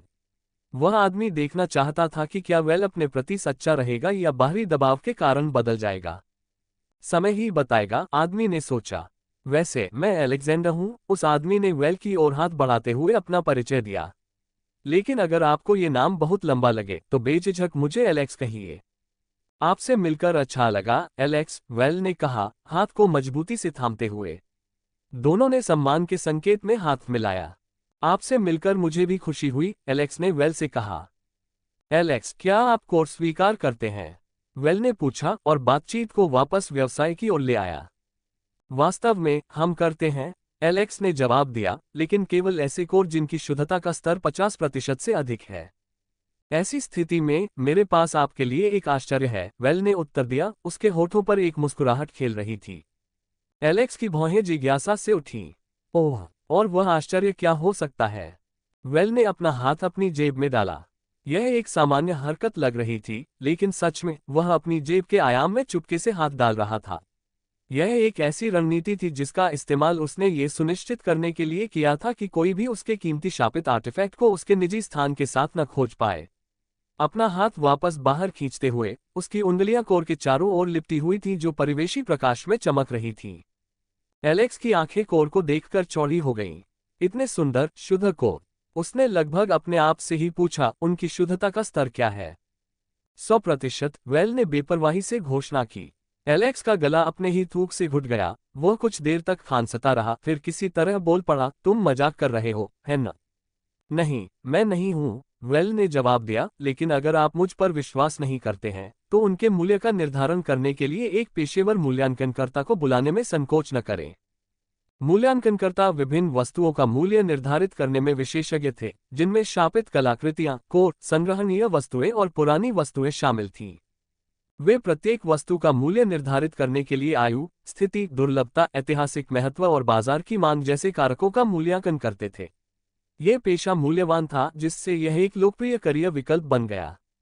हालांकि इसमें प्रवेश करना केवल उन लोगों के लिए आसान था जिनके पास रक्त संबंधी कौशल था जो उन्हें किसी वस्तु का मूल्य पता लगाने की अनुमति देता था, जैसे कि वेल का डिटेक्ट। ये सोचकर कि जोशुआ के बेटे ने उसे धोखा दिया है, एलेक्स ने एक मूल्यांकनकर्ता को बुलाया। मुझे इन कोर की शुद्धता के स्तर की जांच करने की आवश्यकता है, उसने निर्देश दिया, वेल द्वारा दिए गए कोर को दिखाते हुए। मूल्यांकनकर्ता की आंखें नीली हो गईं जब उसने कोर को देखा। उसका आश्चर्य स्पष्ट था जब उसे कोर के भीतर अशुद्धता का एक भी निशान नहीं मिला। नतीजतन उसकी आंखें चौड़ी हो गईं, लगभग हास्यास्पद रूप से। क्या बात है? एलेक्स ने मूल्यांकनकर्ता को उसकी हैरानी से बाहर निकालते हुए पूछा। बिना कुछ कहे मूल्यांकनकर्ता ने अपनी आंखें मल्ली, जो स्पष्ट रूप से अविश्वास में था कि वह क्या देख रहा था। उसने फिर से कोर का मूल्यांकन किया और जब उसे वही परिणाम मिला तो उसका आश्चर्य और बढ़ गया। उन्होंने कहा, ये कोर, ये 100% शुद्ध है। एलेक्स के चेहरे पर आश्चर्य के भाव मूल्यांकनकर्ता के चेहरे से मिलते जुलते थे। उसका जबड़ा आश्चर्य से खुला रह गया, इतना चौड़ा कि एक मधुमक्खी सीधे उसके मुंह में चली गई, जिससे उसे खांसी आ गई और जब उसने उसे थूक दिया तो वह हकलाने लगा। वेल को ऐसा नहीं लगा कि एलेक्स और मूल्यांकनकर्ता जरूरत से ज्यादा प्रतिक्रिया कर रहे थे। कालकोठरी राक्षस कोर की पूर्ण शुद्धि कोई मामूली बात नहीं थी। आखिरकार कोर में भ्रष्टाचार को पूरी तरह से साफ करने के लिए लेवल 10 पवित्र जल का निर्माण, एक विशेषज्ञ जादूगर और एक शक्तिशाली पुजारी या पुजारिन के संयुक्त प्रयासों की आवश्यकता थी, और ऐसी प्रतिभा और क्षमताओं वाले व्यक्ति पूरे राज्य में कम आपूर्ति में थे। वास्तव में उनमें से अधिकांश को आंतरिक क्षेत्र के कुलीन परिवारों और दैवीय राजधानी के शाही परिवार द्वारा सफलतापूर्वक लुभाया गया था। ये परिवार अक्सर इन दुर्लभ व्यक्तियों की सेवाओं पर एकाधिकार करने के लिए शानदार वादों और आरामदायक जीवन का लालच देते थे। इस स्थिति के कारण दुनिया में ऐसी स्थिति बन गई थी कि बाजार में 100% शुद्ध कोर शायद ही कभी देखने को मिलते थे। यह इतनी दुर्लभ घटना थी कि एलेक्स और मूल्यांकनकर्ता का उन्हें देखकर इस तरह से आश्चर्यचकित होना स्वाभाविक था। वेल द्वारा प्रस्तुत कोर न केवल शुद्ध थे, बल्कि वे एक ऐसी उपलब्धि का प्रतिनिधित्व करते थे जिसे बहुत कम लोग ही पूरा कर सकते थे। ये कोर तुम्हें कहाँ से मिले? मूल्यांकनकर्ता ने एलेक्स से पूछा। एलेक्स ने तुरंत वेल की ओर इशारा करते हुए कहा, उसकी ओर से। मूल्यांकनकर्ता वेल की ओर मुड़ा और कबूल किया, ईमानदारी से कहूं तो इन कोर का बाजार मूल्य लगभग 50 अंशदान अंक प्रति कोर है। हालांकि आपके कोर की असाधारण शुद्धता को देखते हुए मैं उन्हें उनके बाजार मूल्य से 4 गुना अधिक कीमत पर खरीदने को तैयार हूं। एलेक्स, जो सुन रहा था, ने मूल्यांकनकर्ता को टोकते हुए कहा, रुको, क्या तुम बहुत ज्यादा कीमत नहीं दे रहे हो? ये सिर्फ लेवल 2 कोर हैं। उनकी शुद्धता के बावजूद वे कितने मूल्यवान हो सकते हैं। हमें एक पल के लिए माफ करें, मूल्यांकनकर्ता ने वेल से कहा, एलेक्स को कुछ फीट दूर खींचने से पहले। अपनी आवाज कम करते हुए उसने एलेक्स से कहा, आपको समझना होगा, ये केवल लेवल 2 डिंगोन कोर हो सकते हैं, लेकिन इन्हें कोई भी व्यक्ति, यहां तक कि सामान्य व्यक्ति भी बिना किसी दुष्प्रभाव के खा सकता है। कोई भी व्यक्ति इनका उपयोग अपनी शारीरिक स्थिति को लेवल 3 योद्धा के स्तर तक बढ़ाने के लिए कर सकता है। अमीर व्यक्ति इन कोर के लिए वेल को दी गई मेरी पेशकश की गई राशि से दोगुनी राशि खुशी खुशी चुकाएंगे, क्योंकि कौन अपने शरीर को मजबूत नहीं बनाना चाहेगा और बेहतर स्वास्थ्य का आनंद नहीं लेना चाहेगा। एलेक्स ने मूल्यांकनकर्ता के शब्दों को समझते हुए धीरे से सिर हिलाया। मैं समझता हूं, उसने आखिरकार जवाब दिया। उसके चेहरे पर वेल द्वारा प्रस्तुत किए गए कोर के मूल्य के लिए नया सम्मान दिखा। वे फिर काउंटर पर लौट आए। हम आपके सभी कोर को बाजार मूल्य से 4 गुना अधिक कीमत पर खरीदना चाहेंगे। मूल्यांकनकर्ता ही वह व्यक्ति था जिसने वेल को यह प्रस्ताव दिया था। वेल ने थोड़ा मुस्कुराते हुए कहा, मुझे माफी मांगनी चाहिए, उसने शुरू किया। एक लेवल 3 योद्धा के रूप में मेरी बढ़ी हुई इंद्रियां कभी कभी मेरी अपेक्षा से ज्यादा समझ लेती हैं। मैंने आपकी चर्चा सुनी। ऐसा लगता है कि मेरे कोर आपके मौजूदा प्रस्ताव से ज्यादा मूल्यवान हैं। इसलिए या तो आप कोई बेहतर सौदा लेकर आएं, या मैं व्यापार करने के लिए कोई ज्यादा ईमानदार व्यापारी ढूंढ लूंगा। मूल्यांकनकर्ता का चेहरा काला पड़ गया। उसे लगा जैसे उसने अपने ही पैर पर गोली मार ली हो। अगर उसे पता होता कि वेल लेवल 3 का योद्धा है, तो वह कभी भी ऐसा सौदा प्रस्तावित नहीं करता। लेकिन वह पूरी तरह से दोषी नहीं था। वह एलेक्स की ओर देखने लगा, जिसकी मूर्खता के कारण ही उनकी वर्तमान दुर्दशा हुई थी। मूल्यांकनकर्ता की निगाह का भार महसूस करते हुए एलेक्स ने उससे आंख मिलाने से परहेज किया, लापरवाही से सीटी बजाए और ऐसे व्यवहार किया जैसे उसने कुछ गलत नहीं किया हो और वह दोषी नहीं है। तो आपका निर्णय क्या होगा? वेल ने उनकी चुप्पी का फायदा उठाते हुए पूछा।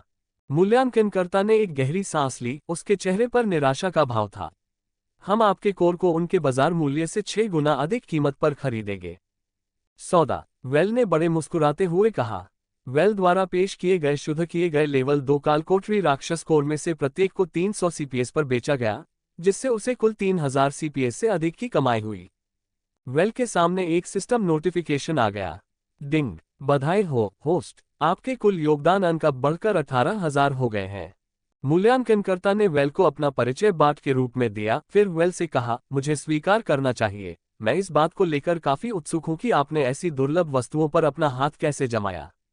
लेकिन निश्चित रूप से मैं समझता हूं कि यदि आप इसके बारे में बात नहीं करना चाहते हैं, यह आपका व्यापार रहस्य है और यह मेरा काम नहीं है कि मैं दूसरे लोगों के व्यवसाय में अपनी नाक घुसाऊं। वेल ने हल्की मुस्कान के साथ अपना सिर हिलाया। वह अपनी बात पर अड़ा हुआ था। कोई बात नहीं, मुझे शेयर करने में कोई आपत्ति नहीं है। मैंने खुद इन कोर को शुद्ध किया है। साथ ही अगर आपको ऐसे ग्राहक मिले जो कोर को शुद्ध करने में रुचि रखते हो, तो मुझे खुशी होगी अगर आप उन्हें मेरे पास भेज सकें।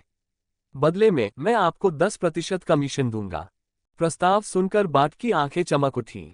यह मेरे लिए एक उचित सौदा लगता है, इसलिए मैं निश्चित रूप से आपके साथ सहयोग करूंगा। उन्होंने सहमति जताते हुए हाथ मिलाने के लिए अपना हाथ बढ़ाया, जिसे वेल ने खुशी खुशी स्वीकार कर लिया। मुझे भी शामिल कर लो, मैं भी इस बात को चारों ओर फैलाने में मदद करूंगा। मुझे यकीन है कि बहुत से लोग तुम्हारी सेवाओं में रुचि लेंगे। वेल, एलेक्स ने उत्साह से कहा। वेल ने दोनों व्यक्तियों को धन्यवाद दिया और फिर चला गया। फिर वह मंडप में इधर उधर घूमने लगा। उसकी आंखें प्रदर्शन पर रखी विभिन्न वस्तुओं को देख रही थीं, ताकि वह कुछ ऐसा खोज सके जो उसके लिए उपयोगी हो।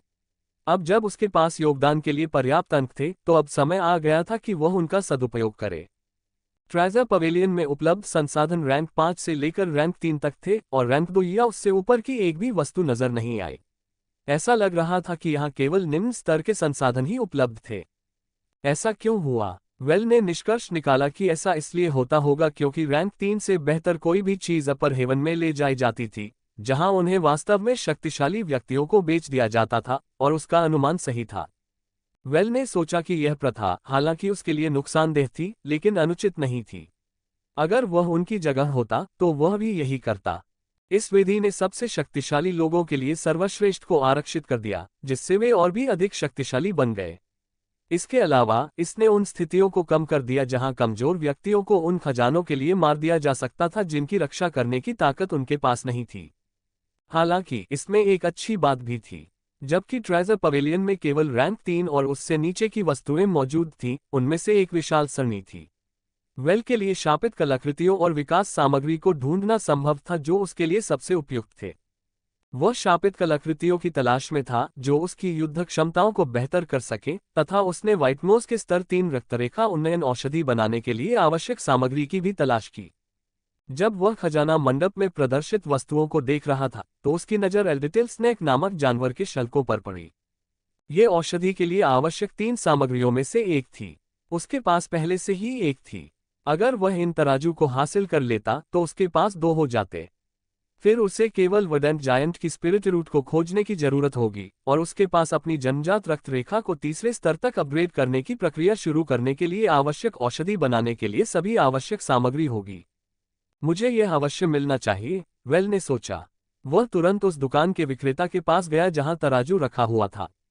विक्रेता ने उनकी ओर देखा और कहा, नमस्ते अच्छे सर, मैं आपकी क्या मदद कर सकता हूं?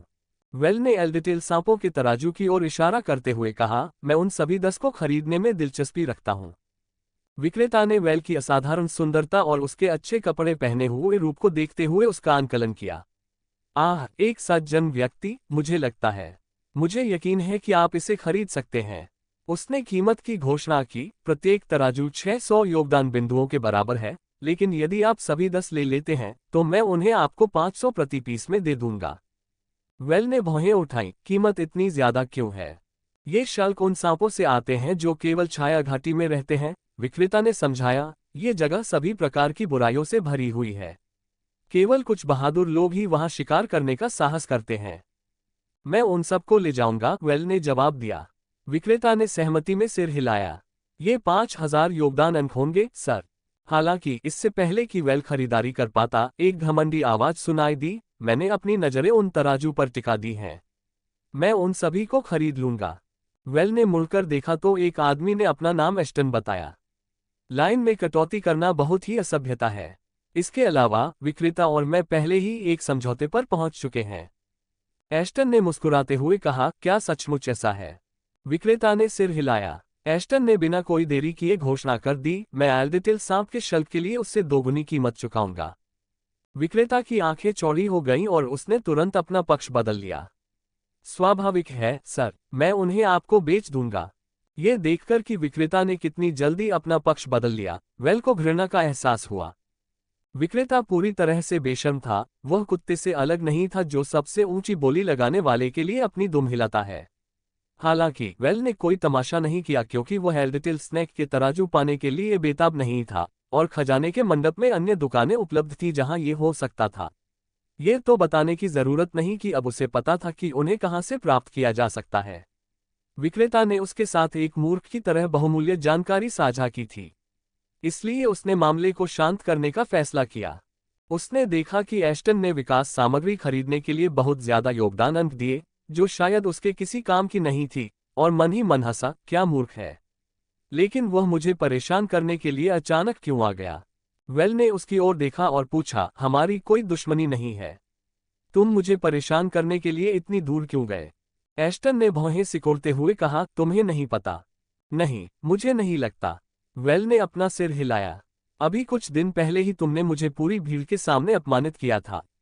एस्टन ने चिल्लाते हुए कहा, उसके माथे पर नसें उभर आईं। वेल को एहसास हुआ कि एस्टन उससे बदला ले रहा था क्योंकि उसने मार्शल द्वारा आयोजित टूर्नामेंट में उसे एक ही चाल में हरा दिया था। उसने सोचा कि एस्टन भी मार्शल की तरह ही एक और तुच्छ व्यक्ति है। ये देखते हुए कि वे दोनों कितने तुच्छ थे, वेल ने सोचा कि शायद वे दोनों रिश्तेदार हैं। ऐसा कब हुआ? वेल ने ईमानदारी से हैरान होकर पूछा।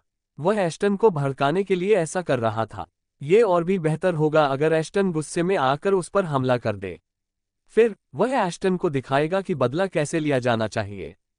उत्तरी सीमांत क्षेत्र में निवासियों के लिए सार्वजनिक रूप से एक दूसरे से लड़ना वर्जित था, लेकिन अगर किसी पर हमला होता है तो उनके लिए आत्मरक्षा में कार्रवाई करना कानूनी था। इसीलिए वेल ने खुद को रोक लिया और एस्टन को गुस्सा दिलाने की कोशिश की ताकि वह पहले कदम उठाए। तुम्हें याद नहीं है, एस्टन ने पूछा। उसका चेहरा लाल हो गया। नहीं, वेल ने उदासीनता से उत्तर दिया। इस पर एस्टन लगभग लड़खड़ा गया। उसके सीने से गुस्से का एक विस्फोट फूटने वाला था। उसे एहसास हुआ कि वह अकेला था जो अपने पिछले संघर्ष को भूल नहीं पा रहा था। वेल, जिसने उसके खिलाफ जीत हासिल की थी, पहले ही भूल चुका था कि वह कौन था और आगे बढ़ गया था।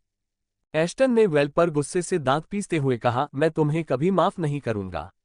जब तक तुम निचले शहर में हो, मैं हमेशा तुम्हारे लिए परेशानी खड़ी करता रहूंगा। वेल ने हारे हुए व्यक्ति की चीखें सुनने की भी जहमत नहीं उठाई। वह एस्टन के पास से निकलकर भीड़ में गायब हो गया। एस्टन को हवा में चीखते हुए छोड़कर उसके शब्द उनके बीच की खाली जगह में गूंज रहे थे।